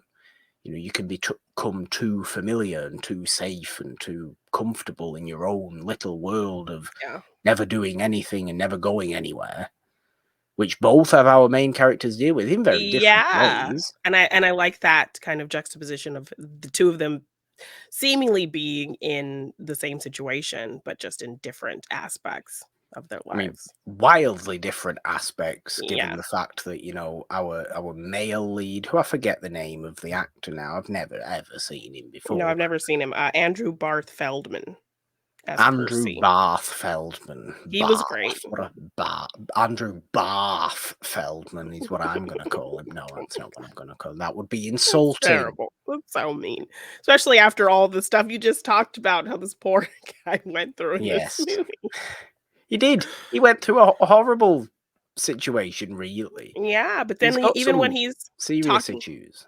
yeah, but even when he's talking about being bullied in school and, kids making fun of him, and so him kind of having to leave and Yeah. and this kind of setting up the trajectory of him really being this person of just not wanting to make friends and being very isolated and, um, all of that. So, yes, I have a no lot of more sympathy for no more bullying him. no more bullying him. I have a lot of sympathy for him. I also have a lot of sympathy for Jennifer Lawrence's character, for Maddie in this Yeah, movie as well. I think the movie does a really good job of getting you to really endear yourself to both characters yeah. in those similar ways. Even though they're obviously very different people, different even, I suppose, different generations, because that's the whole point of this Yes. movie. And the is fact that she's, like, 32 and everyone's calling her somebody's mom and ma'am and which old I lady, and also I'm just kind of hate. Why was all the young people in this movie so disgustingly horrible and to even people? when she lies and she's like, "I'm 23." Damn, that's old. Like, what? It's Excuse me. horrible. Makes me feel ancient. Yeah. It's Mm. really not nice. Yeah, it's But really mean. It's really harsh. isn't this just it speaks to the way I feel about 18-year-olds, I think, Yeah. which is just that they do all deserve to be backhanded across the face by Sidney Poitier, as far as I'm concerned. I would love to see that. Can we have that happen? Right. Just have him Members come of in. Sidney Poitier's family, his descendants, can Sidney Poitier the Younger, as Sidney Poitier called his daughter Yes. Can Sidney we use Poitier. CGI to just edit his likeness into films of him just slapping people when they get out of line? No, I just want actual Sidney Poitier who's still with us, because that's his daughter's name. Yeah. To go around backhanding mouthy 18-year Yes. olds who call 23-year olds, damn, you old as hell. Shut up, creep. Hate this guy. He's not even in the movie. And also Really. just very much speaking to the culture in that same scene where she ends up going to this um young people's house party, and these guys doing these videos like talking about bullying, and they ask her Right. she's like in the background pumping the keg, and they like ask her to get out of their shot, and she like tells them to like fuck off or something, and they're like, see, that's bullying right there, and then they start like videotaping her. And then everybody starts filming her. Yes, and then, like, when the guy who says she's old for being 23 tries to hit on her, and she says something about, "Why don't you sleep with your friend over here?" And then, they take it as her making this homophobic joke, and so then everyone starts putting her on lives, talking about her being homophobic and, like, following her around and, like, I actually think this is a trying genuine to problem. essentially, People like, do that. cancel her immediately for this, like, really innocuous joke that she makes. The thing is, Yeah, people do that. So yeah, it's humor like that that does work in the movie, because it is yeah. that kind of stressful, like, oh my god, this actually happens. Get out of there, Get out of please. my Just face, yeah. run out of that house now, please, Jennifer Lawrence. But Yeah, the movie is actually really quite sweet, because I think it obviously, the premise of it is that I forget our male lead's name now as well. Andrew Barth Feldman, the character Percy, Percy. Percy and Maddie. His parents put an advertisement out there Yeah, of, do you need a car? Of which Maddie, Jennifer Lawrence, needs a car. Her yeah. car's been told she hasn't paid property taxes. Things are getting Yes, and she's an repossessed Uber driver, that's how she makes a lot of her money and how she could pay off the taxes. because she lives in Montauk, which I think is it Long Island? Yeah, I think so. So it's like a summer Fancy, town, yeah, so they fancy get a lot of summertown rich surfing people. place. Yeah, so they get a lot of rich people coming in to, stay, and so and that's like her whole kind of stance. She just is annoyed with all the rich snobs coming in and taking over their town and all of that kind of Yeah. rhetoric. Yeah. So there's this advertisement that's put out there. Of course, Percy's parents are some of these summer people who come for the summer and then leave and don't Yeah. really care about the place apart from that. Do you need a car? We'll give you a car if you date our son, Yeah. because our son's going to college and he's utterly useless, basically. And Yes. ultimately, he is. He doesn't do Yeah. anything. He sits inside and has no friends and all this kind of stuff. Yeah. We come to learn there's an actual reason behind him doing that. His crippling past of bullying and just comfort of being alone, Yeah. Just having that you be know, easier and is what making he yourself needs. invisible. Yeah. Yeah, which are really actually powerful things to think about. I think it is a lot of the really effective emotional drama of the movie is in scenes where they're actually able to open up to each other, because of course it starts off far more kind of awkward, and it starts off more of a sex Yeah. comedy. She is obviously really, the parents want him to express himself before Yes. going off to college, Yeah. so she doesn't necessarily, they don't necessarily want Jennifer Lawrence to date him. They want her to date him, Yes. which they make a A point very of clear point about, saying, yeah. which she's like, yep, okay, fair enough, I'll do this. So Yeah. it starts off very much as just kind of Jennifer Lawrence trying as best as she can. To be attractive to this guy, ultimately to play it wrong where he thinks she's kidnapping him. Yeah, but to And then trying to come onto him, to trying to do yeah. everything, and I'm sat there thinking, if I had Jennifer Lawrence in front of me now, I would not be behaving like this pathetic weasel of a child that's in front of me here. It was quite annoying, really. These were the stressful elements of the movie that I Yeah. was talking about before, because I've had a movie crush on Jennifer Lawrence for at least 10 I years. mean, fair, very fair. Um, yeah. So So, but yeah, I mean, obviously these moments where she's trying to like be enticing to him and him just kind of shrinking in on himself. but I Um also get that. I also get that kind of mentality of yeah, going, "This is too much. I I don't can't like handle I this." don't know what to do. Like, and him just also just not knowing what to do. No, he doesn't Um have a clue what to do. Yes, but then in him at least agreeing to, like, strike up a friendship with her, and so then, again, she's being very aggressive in trying to make something happen, and he breaks out in hives, and it isn't until, like, she's sitting and not making fun of him or, just, like, putting, like, the rash cream on him, and then that's when he opens up to her and he's telling her about the bullying and why he Yeah, kind of tries to be invisible to people, and they really have this connection moment. And I think that's when she steps back and starts seeing him as a person as opposed to, this person's gonna get me a car or this thing that I have to do. And I think that's what actually kind of has her step back for a minute and see that there's something there with him as just like a genuine person. So that kind of yeah, opens that friendship up really well. And then I love the kind of fun, silly day that they spend together. And then her being able to open up to him about, her father just being someone visiting for the summer who was there with his wife and kids and had an affair with her mom, and that's where she came from. And her writing him and him sending her letter back and just feeling yeah, unwanted um, and then potentially kind of, I think Percy calls her out saying that she's and even her friends, I think, do too, kind of waiting around for this father who doesn't want her to come back and find her and apologize or something. And that's the main thing kind of keeping her there. yeah. So the fact that she's It's able to open up to him like that, um, is really building this great friendship with them. And what happens in movies like this where, somebody's doing something for selfish gain and then they start to kind of strip that aspect of what they're doing away and really start to bond with this person. So I loved seeing the build of their friendship yeah. and genuine care for each other.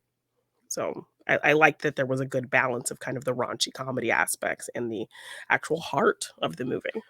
Well, yeah, it's almost as though it's in two halves, really, Yeah. because the first half is very much that peaked as we as we spoke about Mhm. before, with this ridiculous stark naked wrestling fight scene on the beach when they go Yeah, she skinny she dipping, she skinny dipping. forces Percy to go skinny dipping with her, and then some dumb kids come and steal their clothes, and she just The thing walks is, naked straight out of the ocean and starts beating the shit out of these the people butt naked. determination of Jennifer Lawrence to just kind of charge up to these people, scream at them, no care in the world, and just Yeah, beat them all down, yeah, um, to get is bare vagina punched, like, ooh. I mean, yeah, that's gotta be nasty, right? Yeah, yes. To which People I don't think suppose the that shit reaction hurts, her but it reaction to does. that happening to her is quite Yes. it shows me how nasty that would be. Yeah. Actually, she makes quite a horrible noise after that happens. Um, Yeah, Unpleasant. Don't do that to people. yeah. Don't do But I that. like that, and I think she was probably I don't know if they did maybe, like, type of body double stuff or if it was actually all her or anything like that, but, Well, I she would has done nude scenes in the past. yes. So, I mean, I would see her being okay with a scene like this because it's done not in a sexy way, it's definitely done in a fully comedic way. And Yeah, so and but so it takes just an out there way. I mean, she's yes. always come across as a person that is just willing to just say, "Yeah, it's fun. Yeah. I'll go I'll with it. do it, I'll go Fine for with it, doing yeah. that." She Yes, was and also a producer on this movie, yeah. so I think that doubly says to me See that that she was okay with whatever kind of ideas that were thrown out there to do. Yeah, yeah, because I love the ways that she just charts up like buck naked and just does not care and beats the does crap out not of these care. I people. love it. Yeah, it's so fun. And yeah, that they took that sexuality out of her being naked and just made it this They did. comedic thing. And people like are seemingly talking about how they're so surprised that she has this comedic nature, but you've seen it in other things. Like she definitely plays to that really well in stuff like Silver Linings Playbook, and then Yeah. you just watch her in interviews and things like that, or her give speeches, and you see how silly she is. Her as a Uh, person is very much this. It's why I really like her for this movie. yeah, Because she obviously had, suppose it, around 10 years ago, she won her Oscar. Um, she was the biggest female in movies, really, for that little bit of time. yeah, And then she just thought, I'm going to quieten down now. yeah, And she quietened down. yeah. She She's got been away married. She for a had a bit. She baby. had, Yeah, yeah, she had a kid, um, and settled a little bit. But she should be coming back being her natural, goofy yet sensitive self, which is what she is in yeah, this movie. I think these are perfect kind of movies for her because she had her, you know, time being the biggest thing. yes. I don't think she's got that mentality to always need to be that. And be someone who does a lot of kind of drama and darker roles and things like that. She, Yeah.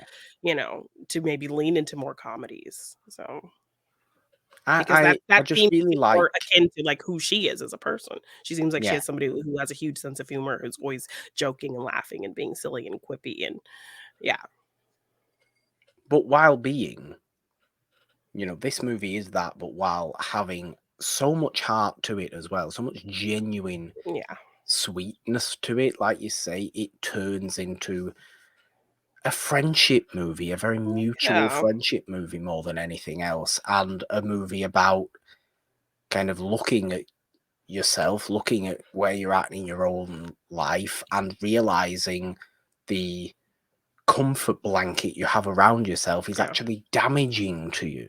It's yeah, it's restrictive. It's not comforting. It's pinning you down, yeah, and sometimes it needs two people who have that to open up to each other to bring that out of each other.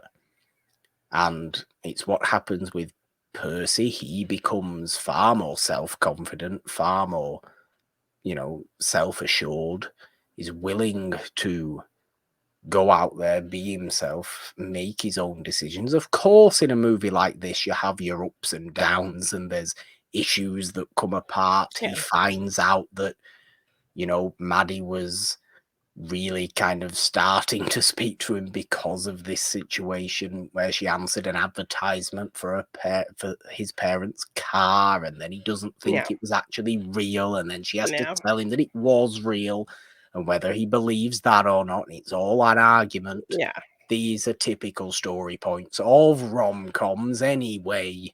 yeah, It just the fact it turns into such a sweet, loving friendship between the two of them. yeah. I really found it very, very endearing.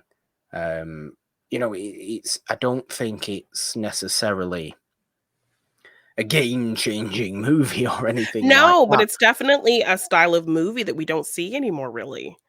That was really popular at a certain era, like the late 90s, early 2000s, and then you go back to, like, the Yeah, 80s having that era of the raunchy kind of sex comedy as well. So, um, it's a needed movie because, I talked it about it is. earlier where, we're oversaturated with the franchise film and the, uh, legacy sequel and, um, the remake or the reboot.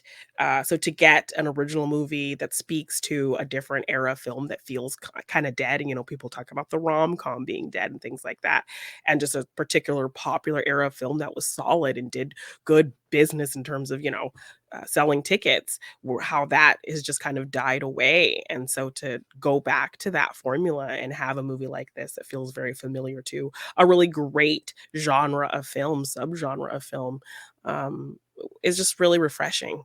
Yeah, I Going hope this going is. back to the past, it feels refreshing because we're getting Yeah, so much of the it's same. strange. It's Yeah. strange like that, but it does. You know, you are really right, and I really hope it does do well. So Yeah. financially and is successful because I think it deserves it. It's a really, really good movie, a Yeah. really very enjoyable movie, and if nothing else, if you're a Jennifer Lawrence fan, you're going to enjoy it because she is her naturally goofy self in this movie while being as wonderfully dramatic as we know she is because Yeah. we've seen her do that enough Yes. times in her more critically acclaimed movies. Yes. Well, I mean, I went to the early because most movies, at least here, have early Thursday screenings. So you can go. They'll have maybe like 5 or 6 show times for the Thursday before the movie comes out. So I went to a Thursday screening, and it was pretty full. It was full to the point where Good. some asshole stole my seat, and Oh dear. yeah, so I go to my seat and there's 2 guys sitting there and I'm like, I'm H11." They're like, "Oh, well," and they're all comfortable, have their feet up, have their thermoses all kinda laid out, like, ready, but picnic style. And I'm just like, so and I've just gone after work, so I'm already, like, exhausted. So I'm like, so I just, like, I'll just sit here for now. So I go to the row behind them, like, "Oh, well, if somebody comes, we'll move." So I'm just sitting in the row behind where my seat is, and then here comes this guy, "Oh, my wife and I are sitting here." And I'm like, "Oh, well, somebody's took my seat, so I had to sit here." So I said it kinda loud. So then I end up going and sitting next to the 2 guys and, like, a seat between us. And then they eventually, like, scooted over. So they saw me sitting there and they were just like, "Oh, so then Well, they ended up scooting over and giving me my seat. So, but it was I'm a sorry, pretty but that's the point of assigned seats. Like those two people Exactly! had seats themselves, so either they can't count. Yeah. So it's not like they snuck into the movie, they had their own assigned seat, they just didn't feel like moving, I guess, but they were trying to be, like, cool about it, but they were like, "Oh, we'll move if somebody comes, and I'm just like, Was "Whatever." it the damn you're old, you're 23 guy from the movie? I I mean, think it was him. it looked kinda like him. I think it was him. So they ultimately scooted over and I got my seat, so I was just like, "Whatever." But Good. yeah, it was a pretty full theater for not even, like, wide release day, for just, like, early Yeah, good. screening day, so, Good. yeah. I like that. I like that. I very, very much enjoyed this movie. Yes, I I had a want lot to of fun with this go. movie. I'd much rather go to the cinema and watch these type of movies than the massive tentpole kind of movies that Yes. I am just at this point. I know we've still got more to come, haven't we? The summer Yeah. is not over yet, but No, we I have some am huge ready ones. now. I'm ready for November now. Yes, because Already in terms of July is movies, yeah. not in terms of the year, obviously, but I think in terms of movies, I am. And No Hard Feelings was really, really good. Yes. Helped, like I said, by the fact that I am and always have been a great admirer of J-Law Jennifer Lawrence. stan, yes. Um, Both from a acting standpoint, and I just think she's just very pretty. Yeah. She's I a do. pretty lady. She's a pretty lady. And she always has been. Yes. Great But there movie. you go. Yeah, really There you go. enjoyable. Great movie. Janine, Yeah. I think it is time to end the show with some fun and games, and you seem you seem very happy with yourself today. Well, Or you yes. certainly did before the show Yes. started. You seemed I very happy with mean, yourself about what you've come up with for fun and games. How I imagine this is because you know that I'm going to miserably fail at this. I That's don't why. think you'll fail. I feel very Hmm. confident for you. Okay. Why do you feel so confident? What is today's fun and game? Well, it's a game maybe you don't like very much, but I have fun with, and that is the 6 degrees game. This is why you've just said it there. A game that you don't like, Morgan, because you're not very good at it, but I really like and I'm good at it. So But I I'm going to mean, give it to you. I've seen you excel pretty well at times in 6 degrees. It just depends. Hmm. So I have 3 6 degrees for you. And Okay. because we talked about TCM and the greatness of old Hollywood, I'm going to have you connect a classic film's actor to an actor or actress that we talked about today in some Okay. capacity Okay. on the show. So, are you ready? Yeah, I suppose so. This is a good thing to do, actually. I like this. So, your first question or your first 6 degrees connections will be Okay. between Katharine Hepburn and Linda Yes. Hamilton. Okay. Okay. Do I have to go through specific movies? Do I have to start And with I've seen these people on TikTok. They have started a channel where they're gonna just be playing this game where they call celebrity ties, and they have a rule, no MCU. So, that will be my no rule here today. MCU? Yes, no MCU. No MCU. That No. makes it so much harder for some people, though. Yes, Okay, but so Linda so Hamilton, obviously, I I have kind my of have to. connections. So if you can't get there, I Okay, can say at the end where how I was able to get there. so I'm gonna have to go through some form of Terminator for Linda Hamilton, realistically, for my own brain. Which means I'm probably gonna have to go Schwarzenegger, which means Schwarzenegger. Now then. Now that I'm getting to Katharine Hepburn, Schwarzenegger, I can get to any action star of that particular time, but can I get earlier?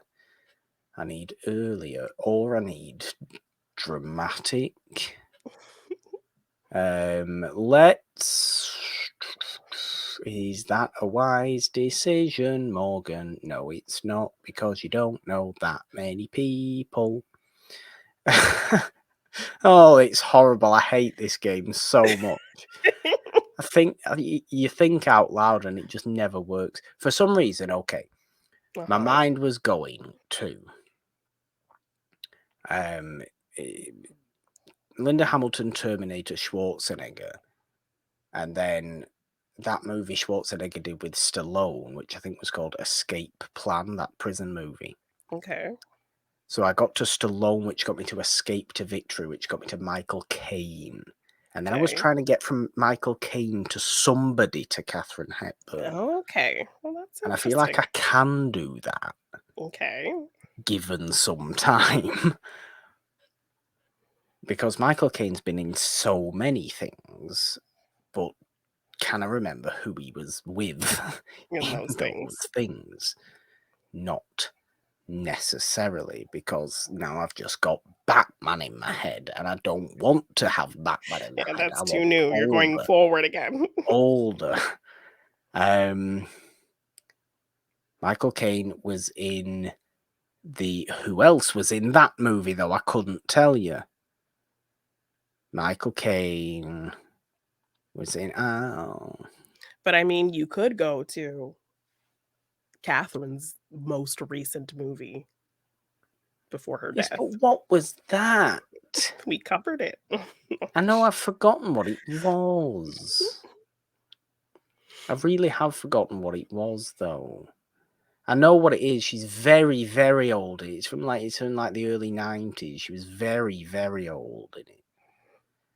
Oh, I'm missing a bridge, Jeannine. It's going to take me too long. Are you giving up? Are you throwing in the I towel? have to, because I can't do anything. I'm so bad at this game. You were on a really good trajectory track. But if I could, but I'm trying to think of other people in Michael Caine's earlier movies, and I just can't at the moment. I mean, do you know he was in the Italian Job? Do you know who Well, starred yes, with the him? Italian Job, but who was with him in the Italian Job? I love the Italian Job. It's a great movie, but who the hell else is in that movie? I don't know anymore. My mind's gone blank.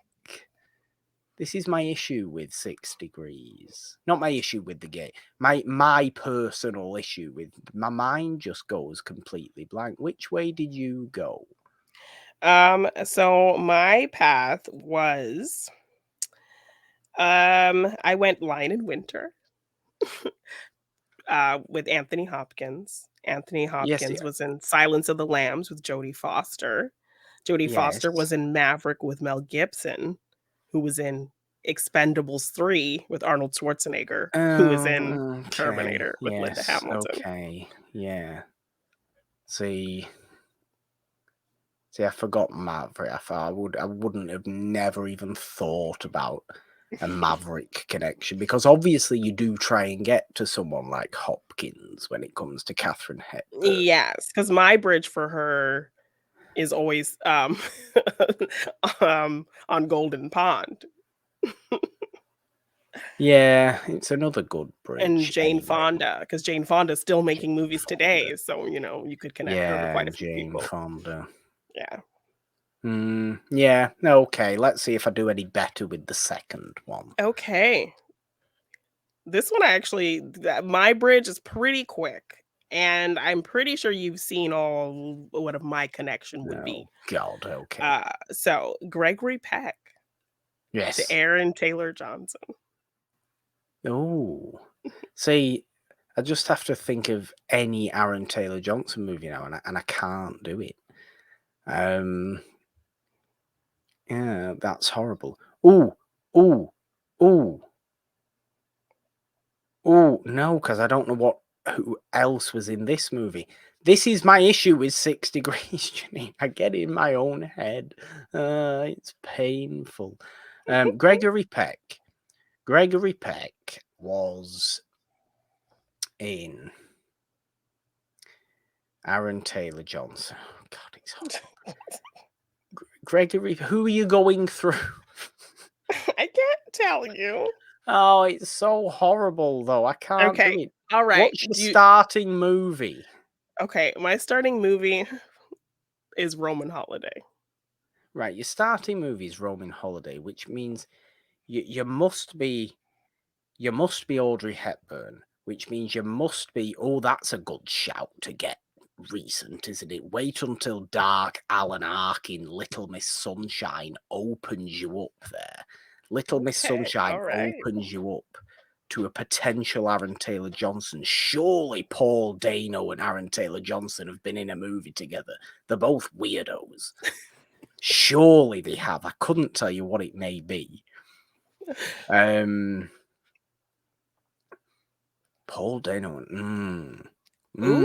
No, you could mm, mm, Paul Dano. No, that's not going to work, is it? Paul Dano, There Will Be Blood's not going to give me anything, is it? For Aaron Taylor Johnson, because I can't name anybody else in that apart from Daniel Day-Lewis, who isn't going to give me anything. Oh, especially Aaron Taylor Johnson. Aaron Taylor Johnson. What about Aaron Taylor Johnson, Nocturnal Animals, Jake Gyllenhaal? Can we go through Jake Gyllenhaal? Can we go through Amy Adams, who is also, I think, in Nocturnal Animals? Is Amy Adams in Nocturnal Animals? Could you please clarify that? yes. So Amy Adams in Nocturnal Animals. Amy Adams is in She's Lois Lane. So you can go. You could get to the person that I got to a different way to get where you need to Henry go. Cavill. Henry Cavill's giving me nothing. You can get to Ben Affleck. Ben Affleck's giving me more. Okay. And I've got to get to, where was I? Where was I to going the other way? I was with Little Miss Sunshine. I was on Little Miss Sunshine. Yeah, and Paul. Ben Affleck to Steve Carell. What? Are you working backwards? That's horrible. Is that what you're doing? I'm working both ways.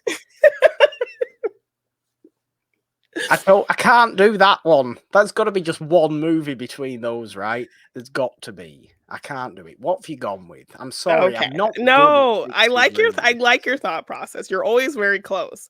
Well, you brought up Superman, so Batman v Superman also stars Holly Hunter, so that's who I used. So Roman Holiday with Audrey Hepburn, who was in Always with Holly Hunter, who was in Raising Arizona with Nick Cage, who was in Kick-Ass with Aaron Taylor Johnson.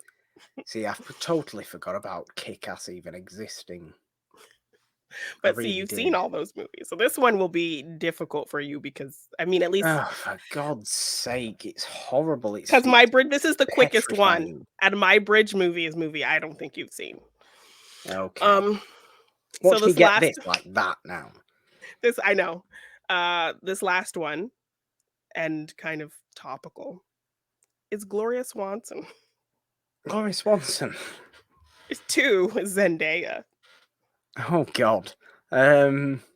Without using the MCU, are you really gonna do that to me? Yep. That's killed me off, by the way. That's totally killed me off. Gloria Swanson. Naturally, you just go Sunset Boulevard, which means naturally you go William Holden, which does open you up to things such as... Oh, I'm sorry, not Gloria Swanson, Gloria Stewart. Oh, Gloria Stewart. Oh, I'm sorry. Yes. Oh, yes. well, Gloria Stewart. Gloria Stewart to Zendaya. Well, Gloria Stewart obviously isn't really old Hollywood because you just use your bridge movie, your famous bridge movie of Titanic, which, yes, is very topical. So Gloria Stewart was in Titanic with, for example, Leo DiCaprio, who was in many movies, many of which I know, but any remotely to do with Zendaya. Any movie starring Zendaya that's not the Spider-Man movies, what was that movie called? Was it called Malcolm and Marie? That ridiculous... With John David Washington. John David Washington. I mean, there's a pretty big one you're not thinking about. There probably definitely is, isn't there? But if I get to John David Washington, which means I can get to like Tenet, which opens you up to other people that were in that movie. Or Black Klansman. Pattinson in that movie? I feel like Pattinson was in that movie. Yes, he was. Who was in many things. You could get to Harry Potter, but where am I getting to? I've now forgotten where I'm getting to. Titanic. Leo DiCaprio. Can you get to Leo DiCaprio from Harry Potter? Probably not. Not easily. Anyway, oh God, it's horrible. It's so horrible. I don't like this game. I'm not good at it. Do you know why I don't like this game? There's too many options. That's why there are a lot of ways to go with things, and it's just kind of which one is the quickest, which one is the most streamlined, which one, yeah. There's just too many things. Leo DiCaprio to Harry Potter. I still don't know how you... What? To Harry Potter. Okay. Well, no, because I've got there, haven't I? I've got there from Zendaya. Okay. Because I've got to John David Washington to Pattinson to Goblet of Fire, so I'm in Harry Potter. Okay. So I'm in Harry Potter, and I went the other way to get to... Well, you also have Black Klansman you could use as well. But I forget who else is in Black Klansman apart from Adam Driver. So you don't think you could use Adam Driver for anything? For who? For Gloria Stewart for Titanic? Am I getting to Titanic? There's the question. Am I even trying to get to Titanic? Should I even be remotely doing that? Should I actually be going all the way back and using Mr. Claude Rains? I mean, yeah, you could Invisible do Man, that as well. and bringing Claude Rains up to Casablanca, which opens that up, doesn't it? Really, then you can get anywhere in old Hollywood from Casablanca. So, can I get from Harry Potter to Casablanca? Probably not. British, US, different, totally different movie industries. Doesn't work. I Oh mean, you no, Black have Klansman. I was going to Black Klansman. you have Adam Driver, Mr. Smith. Star Wars. You have Mr. Ah, Smith goes to Washington. Star Wars. Star Wars. You can get to Star Wars because you can get to through Star Wars. Higgledy piggledy Star Wars, Star Wars, Star Wars. I don't even need to make connections because everybody's in something with each other. So you can get to Alec Guinness, which means you can get to Bridge on the River Kwai, which means you can get to William Holden, which was where my Sunset Boulevard one was going to come. Oh, okay. But if you get to William Holden, you can get to...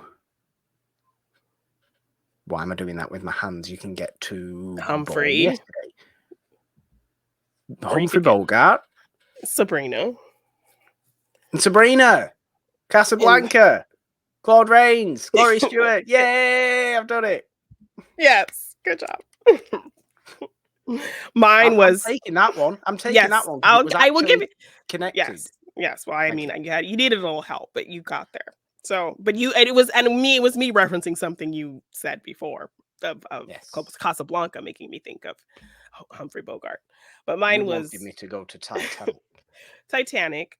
Gloria Stewart was in Titanic with Kate Winslet, who was in probably the most hated movie ever made, movie 43. Oh, God. With Hugh Jackman, who played a man who was like the perfect bachelor she was going out on a date with. And then he takes his scarf off at dinner and he has a pair of testicles on his neck. So that's what we're getting out of movie 43. But Hugh Jackman was in The Greatest Showman with Zendaya. The end. Oh, yeah. I forgot about that. I'm like, you're forgetting a pretty big one with Zendaya. Yeah, I did forget about that, actually. I don't know how I forgot about that. Yeah. Actually. The monster movie that The Greatest Showman was. But yes. You couldn't get anywhere, could you? You couldn't actually go anywhere without those songs.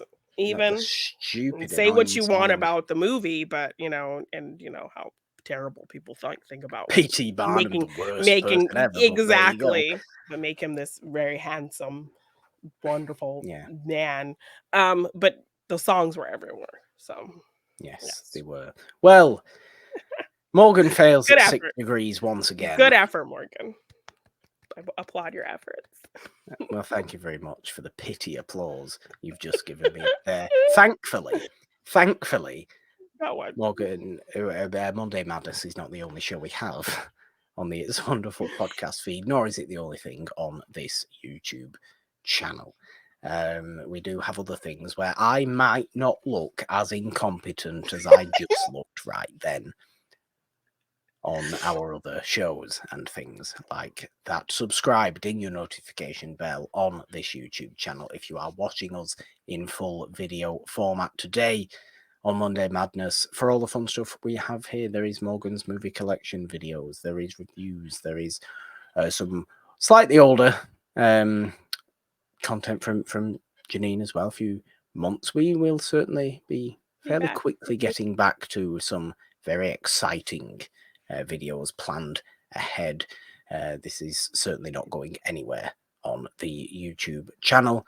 But we, of course, have Morgan Hasn't Seen and It's a Wonderful Podcast, the main show that we have spoken about during the course of this episode, both other shows, actually, on Wednesdays and Fridays on the It's a Wonderful Podcast feed on all major podcast platforms. There is a scrolling bar at the bottom if you are watching this that has been saying that the entire show.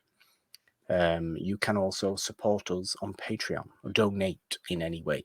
If you are feeling particularly generous, there are links in the description to go and do that, or go to patreon.com/itsawonderful1.